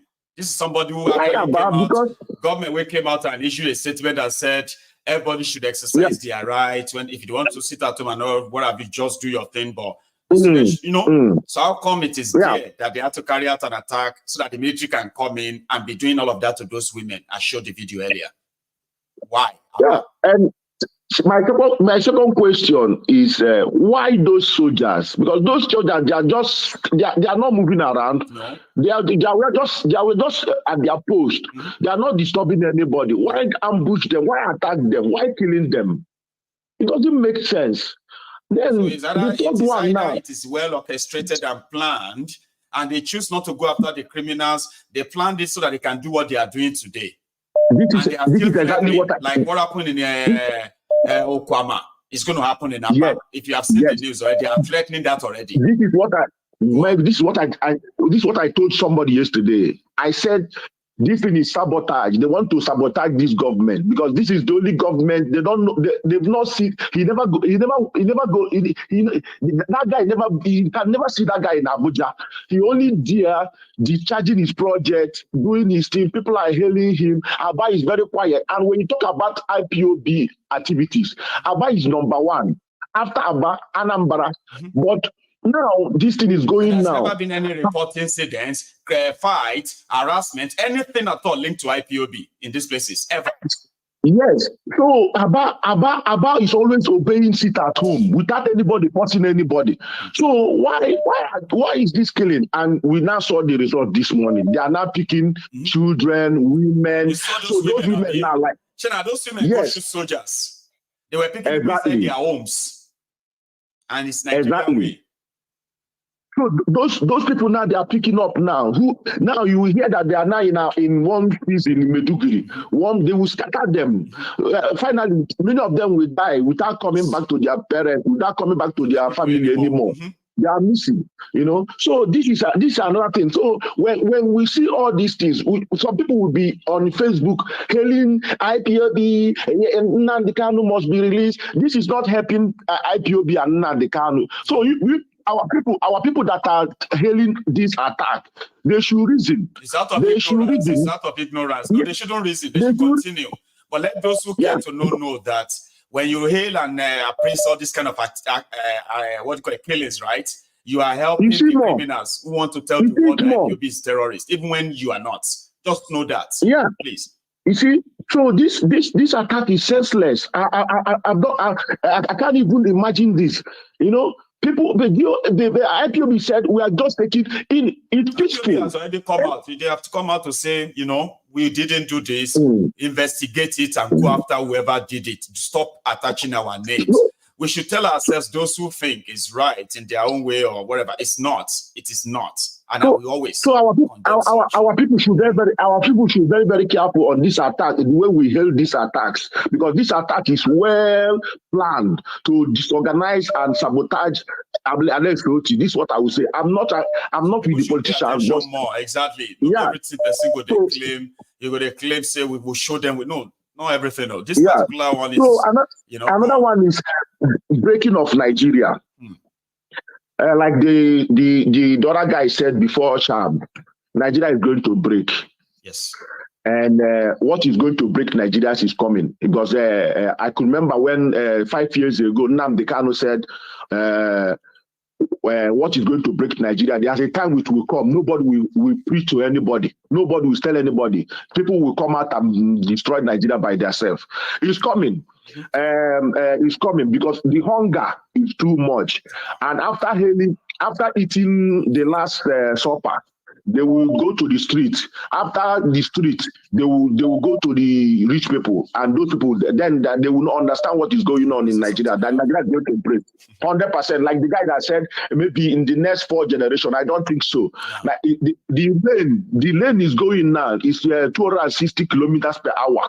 It's very fast, because if you look at them at the house, the way they are behaving, there's no government. They are just talking like children. When you go to Kanu, I would say God is now bringing the problem, because I saw the invitation, the last emir and the 16th that one said he's going to pray today. He's inviting his friend, and he knows that Sanusi is going to be leading the prayer there. And he wants to go there. So, and Kanu is where when riots start or problems start in Kanu, before you stop it takes 1 week or more. And I don't think this one is within them. This one cannot stop. So but for me, I used to preach tsunami. And I'm not seeing that if tsunami doesn't work, there's something else. Hunger and propaganda, lies, and the way their attitude, their character towards their citizens is going to bring us to scatter Nigeria. And then like I said something when you were playing Tinubu's speech, and from 29th May. You see Tinubu. Tinubu was he had so much money, and he have seen money. He controls money. I wrote on the comment section. I said Tinubu is just like a rat going to a bag of rice, eating it little by little, thinking that he can control when they drop him inside the rice. So now, when he was controlling this drug money, you know how drug money is. You can't take them to the bank. Everything is in your hand. We saw brilliant van.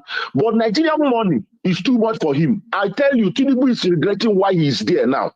And believe me, when he go to the bedroom, he may not do it in public. Yes, Baba, he saw that people are no longer calling Bokwari every day, everywhere. Him, right? When he's by himself, I don't think he's going to be walking around and be so proud.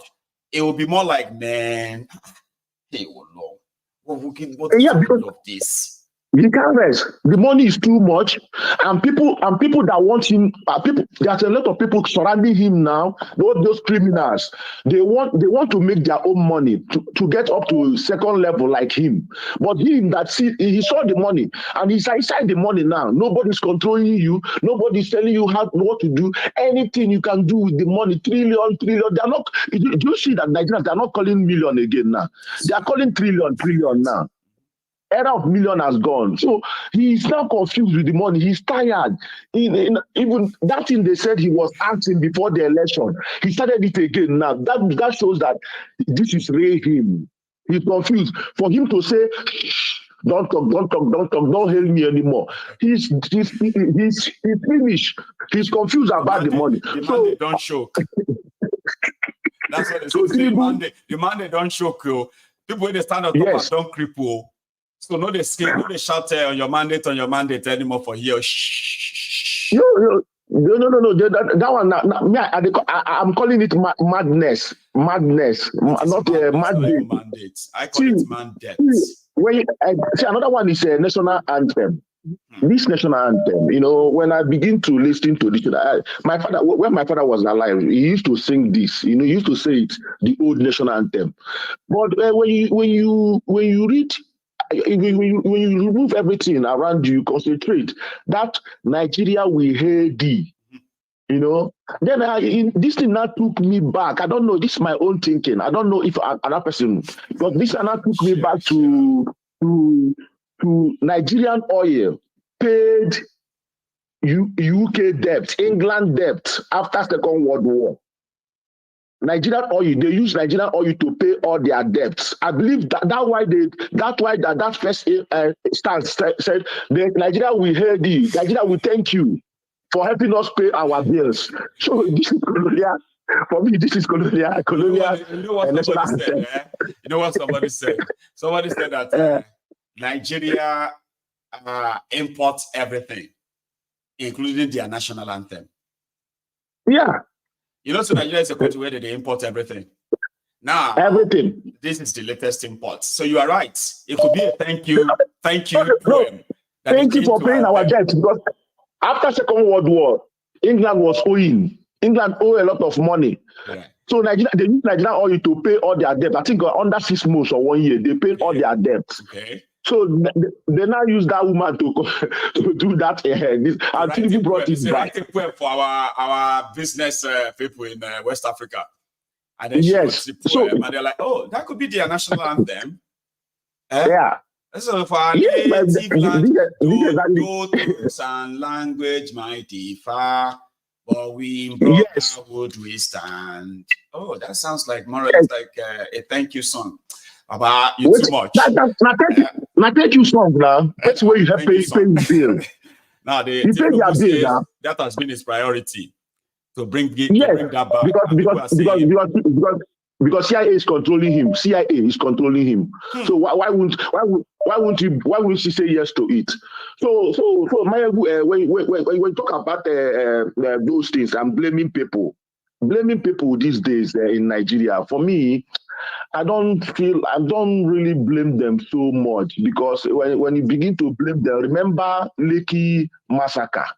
Yeah, that's why we always say that we shouldn't use one blanket on everyone, because don't let us pretend that we didn't see those who actually stood up to fight and stop these guys. Okay, they overpowered them, they chanced them. So whenever we are now talking about whenever we're talking about Nigerians in Nigeria, we should not use the same brush and say, don't mind them, they are useless. No, they are not useless. We know. Because we know they are hungry ones. We know they are one following them, because if you go to disorganized. I'm telling you, because that Lekki massacre, till today, nobody, no compensation. Nobody said anything about them. Nothing. No. So sometimes I don't blame people in Nigeria. They are in war front, but just that hunger has finished them, and the religious leaders are not helping. They are giving false hope. I wish these people will summon courage and begin to tell people the truth. I saw Wike in the church. One video. He was in the church singing one hymn. He always liked to dominate anywhere he goes. He was there, and people are sitting down listening. And after that, they will follow him. They will look at him. Nobody will walk out from the church. So you don't need to blame some people. But my prayer is, what if Nigeria doesn't have internet? Everybody's running out of this basket. Look at Niger. Everywhere doors. They go back to their senses. They need to leave these white people. We need to move out on our own. You see what they did when Tinubu cut them off light. See what they did. They suffered it. They know that people died. They suffered it, raised up, and now they are better off without Nigeria. Now they are better off. Nigeria. So, but why this giant of Africa? When you go around Africa, Nigeria is highest number. I see Sudan, 5 million population. This one, 13 million population. Angola, 15 million population. Nigeria, over 200 and something million. We are still going back to doors like pig. Let me take another one. Like Cham said, learned people everywhere. And when I came to US, I came to Ohio. I went for one party. Right. My wife was telling me, this one is a medical director. This one is a nursing practitioner. This one is this one. I look at them, both Yoruba, Igbo, Beta. There's a lot of them. I was looking at them. The first time I told my wife, I will not be like this in America. I will not be like this. My wife said, why? I said, look at these people now. This small city now. In America, in Europe, in England, in Canada, Australia, everywhere in the world, you see Nigerians doing well. All these people, and look at the way Nigeria is. These people, if they are going, if these people goes back to Nigeria, where do you think we are going to be? And when you see these people, Maiyegun, I don't know, maybe you come out, you are living in abroad now, you see a lot of them. When you see them, they talk sense, they manage a medical practitioner in general hospital in US. What do you think? If he comes back with his knowledge, our mission of health will be reformed. Let me take another one, okay? Because of our time. Oh, right? God, man, thank you so much. Thank you, yes. God bless you, sir. Indeed, we are losing, and that's why they say the best of us are being taken out of the place, and our people are now left with the worst you can actually see anywhere. Who are, well, you have to make do with whatever is available, they say. Here is another call on the line. Hello. Hello, Maiyegun Baba. BJ from London, Baba. BJ, good to hear from you, Baba. Yeah, Baba. How you doing? Yeah, I'm good, Baba. Mr. Maiyegun, Nigeria problem, I don't even know where to start it from. From the last caller about the, he said something about the Lekki toll gate, the NSAS. Baba, Nigerians have been traumatized with that sin. It's really affecting them so much, Baba. And some of us, some of us are always trying to like educate them that this is how it is in Nigeria, that Nigeria is not a country. It can never be a country, Let us dissolve this country and let us go our separate ways. But, Baba, I don't know as we want to explain this thing for them, Baba. I don't just know. As in, they will be coming up with some English, and, they will try to like, exactly, like, they want to be explaining one or two things like, let us see, they still think maybe they can fix up that country, but it's not possible, Baba. It's not possible. And with all this religious leader, Baba, I saw one show about this man called Olukoya MFM. Baba, how this man is locking up, even pastors working for him in Nigeria, putting them in jail for 9 years, 10 years, paying policemen to buy them. Baba, as in he's on YouTube, is one man that want to interview this man like Yoruba Gidi is his name, and these men were crying. I was asking the one I watched yesterday. This man was saying that he never. I'm sorry to say, he said he never knew that going to church is where people's life destroyed. Yeah, I'm so sorry. You've grown up in it, right? But Baba, this is a old man. He's a 67 years old man now. Okay, that's somebody who is actually like really advanced in age, yeah. Exactly, so Baba. These are men that their life is destroyed, like in the name of this Christianity religion, following our pastor, as in Baba. A lot is happening in Nigeria. Lotto. And if people are allowed to tell their stories, right? Some stories they're going to sound like it's impossible. That's not true. That's a fiction. No, it's not a fiction, though. It happened, though. Exactly, Baba. Like, I don't know how we can just, to explain it to, like how. So all these pastors are working hand with all these commissioners, all these police, in Nigeria, that they can lock up anybody in the cell for in prison. Can find them from Ikoyi to SARS, or like transferring them everywhere all year round. Exactly, and if we are telling them that. And it's a man of God ordering that. Let's be also kind of very emphatic on that. To the extent that these men were even saying that the policemen were telling them that with the bati born in Wele, the bati do MFM, yes, sir.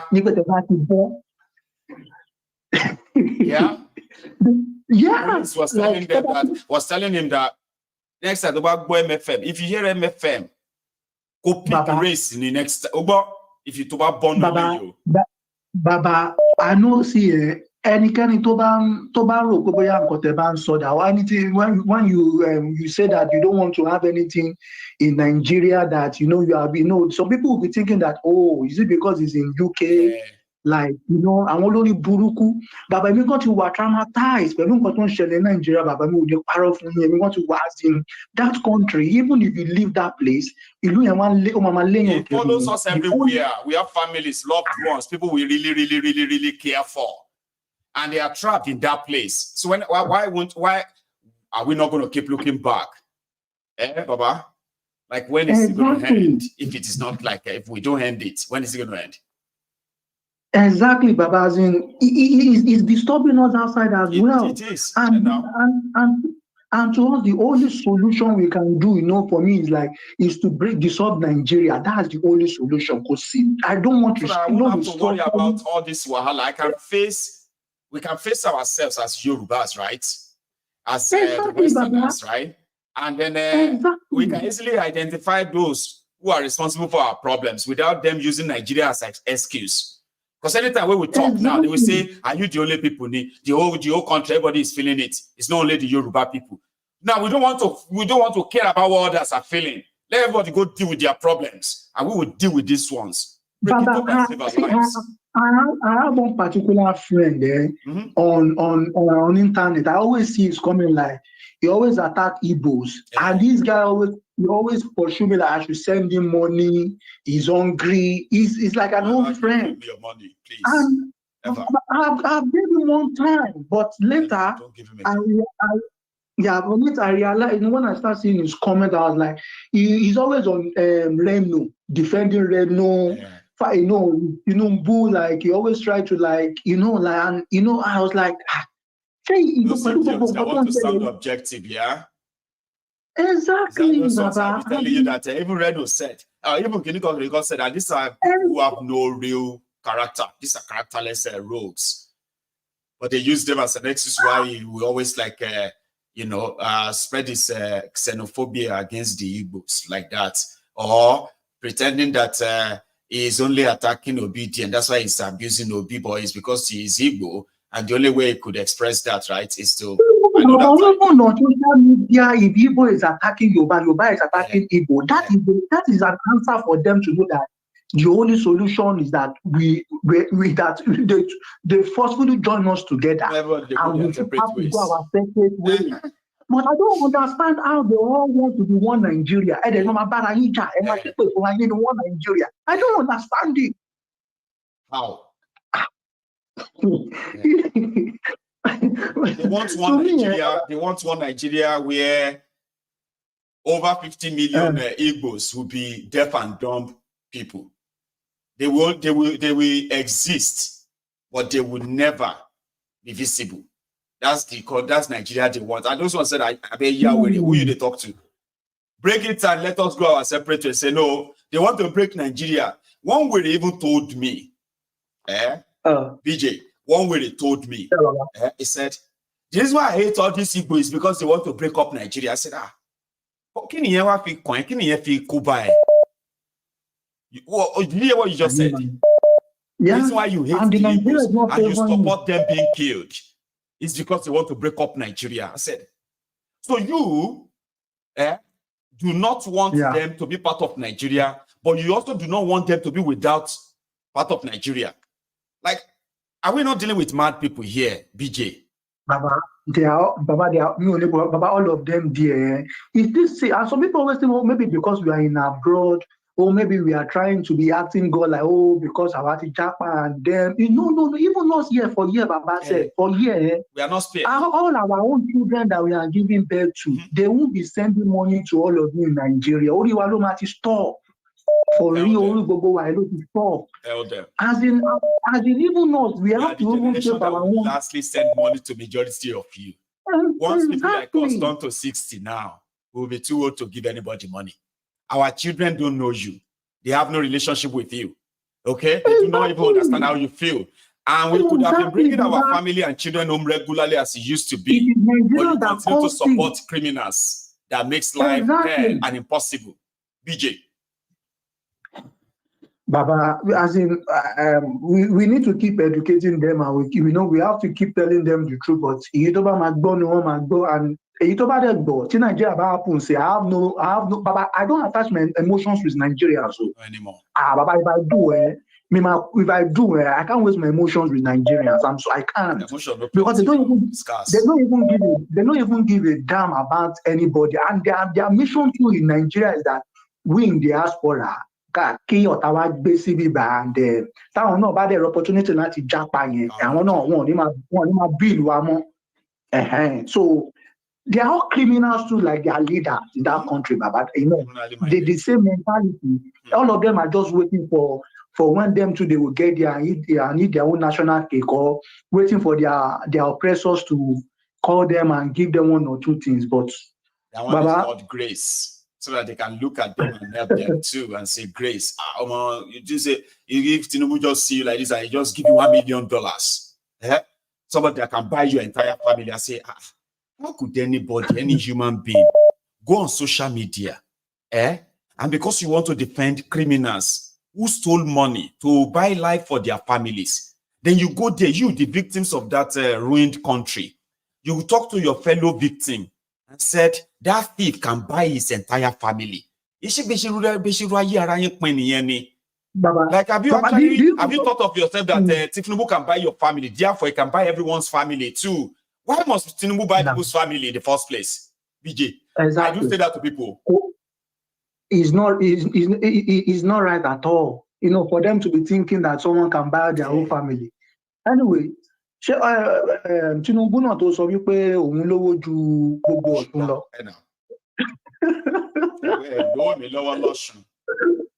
Baba, that country is a crime scene, Baba. And I'm telling you, diasporans, I'm not saying that you should not help your family there if you are able to help them. But please make sure that you satisfy yourself and your family and your husband, your wife in diaspora. We have our own bills too and our own life too to live there. And please don't ever attach your emotions with Nigerians. They don't care.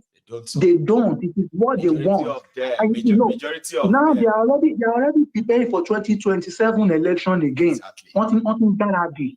So our time do it again and again and again. Baba, that one I learned that one. Baba. Because anyway, Baba, again and again, they are the kind of people that will defend. I mean, that will kind of vote or support criminals who will make their lives hell. Then turn around and begin to say, why don't you join us and let us pray for them? Everything is not to criticize. They are mad people. And our pastor was going on in Sazi. They will just call you, just call someone, those email me like, this, come out. The one that they didn't put their name, they said they will be hearing the gunshot, and they will call them that they should go and carry the dead body. Imagine that. Okay. Thank you so much for this. Okay, you take it easy. Have a good one, sir. So that's a BJ, ladies and gentlemen.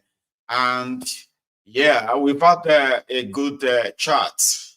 So I want to see if I could go and prepare for tonight. And you should try and join me then. Okay. So we will look into this, their new proposal, which is to amend the Constitution of Nigeria and include or take us back to regional system. So I'll check that out and I will come back here to tell you what I have seen or what I found. Thank you so much, everyone, for your time. And yeah, we will continue our reading properly tomorrow. Okay. That would be from chapter 7. I'm sorry, chapter 6, rather. So thank you so much for your time. I will see you later, hopefully tonight.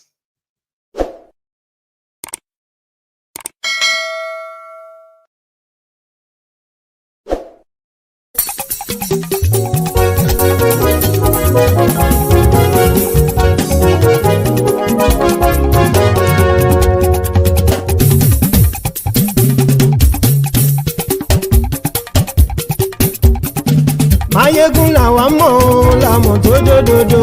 Maiyegun dayari Mayegun number one. Maiyegun làwa mọ̀ làmọ̀ tó dòdòdò. Maiyegun dayari Mayegun number one. Maiyegun ti dé o.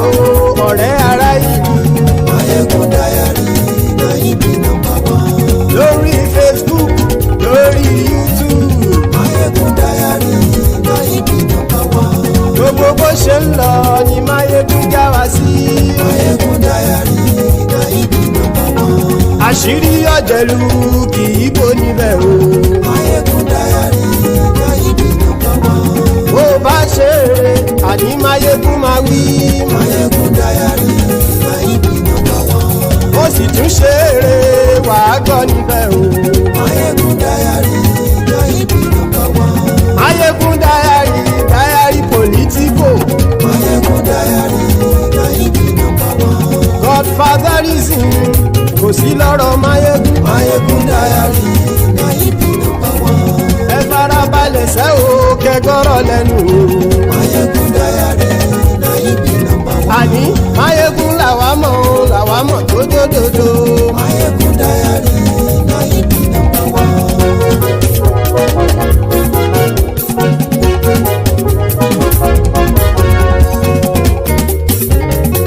Àní ẹ̀sùn ràkì. Maiyegun ti dé. Maiyegun ti dé. Ọ̀jẹ̀lú ẹ̀sùn ràkì. Maiyegun ti dé. Àní ẹ̀sùn ràkì. Maiyegun ti dé. Lórí Facebook. Maiyegun ti dé. Àní ẹ̀sùn ràkì. Maiyegun ti dé. Lórí YouTube. Maiyegun ti dé. Àní ẹ̀sùn ràkì. Maiyegun ti dé. Bọ́ bàbá gbé wúrẹ́. Maiyegun máa wí. Àní ẹ̀sùn ràkì. Maiyegun ti dé. Ijó ìgbádìyẹ. Maiyegun máa wí. Àní ẹ̀sùn ràkì. Maiyegun ti dé. Presido bá rúfin o. Maiyegun máa wí. Àní ẹ̀sùn ràkì. Maiyegun ti dé. Gómìnà kówó jẹ. Maiyegun máa wí. Àní ẹ̀sùn ràkì. Maiyegun ti dé. Ọlọ́pàá ti ń darí bá. Maiyegun máa wí. Àní ẹ̀sùn ràkì. Maiyegun ti dé. Aṣòfin tí ń rúfin o. Maiyegun máa wí. Àní ẹ̀sùn ràkì. Maiyegun ti dé. Òpùrọ́ olóṣèlú. Maiyegun máa wí. Àní ẹ̀sùn ràkì. Maiyegun ti dé. Ọ̀jẹ̀lú ẹ̀sùn ràkì. Maiyegun ti dé. Àní ẹ̀sùn ràkì. Maiyegun ti dé.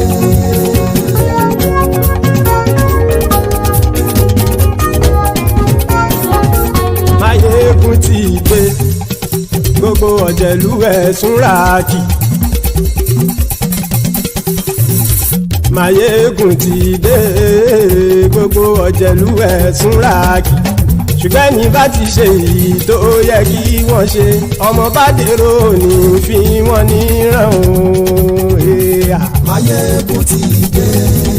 Gbogbo ọ̀jẹ̀lú ẹ̀sùn ràkì. Maiyegun ti dé. Gbogbo ọ̀jẹ̀lú ẹ̀sùn ràkì. Ṣùgbọ́n ní bá ti ṣe èyí tó yẹ kí wọ́n ṣe, ọmọ bá dèrò ní fi wọ́n níran. Wọ́n fowó bẹ́ẹ̀ o. Maiyegun ó sọ pé wọ́n ò bẹ́ẹ̀. Wọ́n fowó bẹ́ẹ̀. Maiyegun ó sọ pé wọ́n ò bẹ́ẹ̀. Oníkan ṣáàtì ṣe èyí tó yẹ kí wọ́n ṣe fáwọn ará ìlú tó gbé wọn débẹ̀ o. Maiyegun ti dé. Gbogbo ọ̀jẹ̀lú ẹ̀sùn ràkì. Maiyegun ti dé. Gbogbo ọ̀jẹ̀lú ẹ̀sùn ràkì.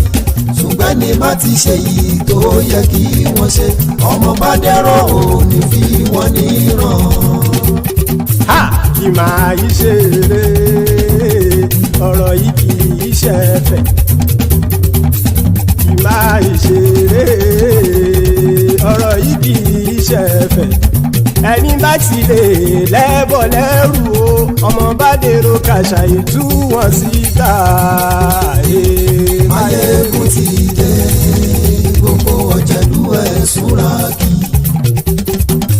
Maiyegun ti dé. Gbogbo ọ̀jẹ̀lú ẹ̀sùn ràkì. Ṣùgbọ́n ní bá ti ṣe yìí tó yẹ kí wọ́n ṣe, ọmọ bá dẹ́rọ̀ ò ní fi wọ́n níran. Tẹnitẹni ọmọ Maiyegun ọ̀rẹ́ ara ìlú mọ̀mọ́ ni mo fọlọ́run ṣọ́ ẹ̀ bá kìlẹ́bù. Lóòótọ́ olódodo ìlú ọ̀tá ìlú mọ̀mọ́ ni ìwọ ṣá máa ń ṣọ́ra kò sì mọ́ bẹ̀rù. Bọ́tà ń lè rí bóníṣègùn lé káwọn mọ̀mọ́ fi ṣera wọn ni ó ti dẹrùn tí wọn ò gbọ́dọ̀ sì mọ́ bẹ̀. Èèpo ọ̀gọ̀ lọmọ bá dérò tàjẹ́ ò gbọ́dọ̀ jẹ́, ó ti dọba lórí abínú ẹni kò sì mọ́ fòyà. Àìsíwọ̀lú ní ẹnìkẹ́ ìgbódì ẹyin lábàrá o, ó kó ẹni tó bá dán o àkàmù. Maiyegun ti dé gbogbo ọ̀jẹ̀lú ẹ̀ túnra kì. Maiyegun ti dé gbogbo ọ̀jẹ̀lú ẹ̀ túnra kì o. Ẹ̀yin bá ti ṣe èyí tó yẹ kí wọ́n ṣe ọmọ bá dèrò òní fi wọ́n níran o. Maiyegun ti dé gbogbo ọ̀jẹ̀lú ẹ̀ túnra kì. Maiyegun ti dé gbogbo ọ̀jẹ̀lú ẹ̀ túnra kì. Ṣùgbọ́n ní bá ti ṣe yìí tó yẹ kí wọ́n ṣe ọmọ bá dẹ̀rọ̀ òní fi wọ́n níran.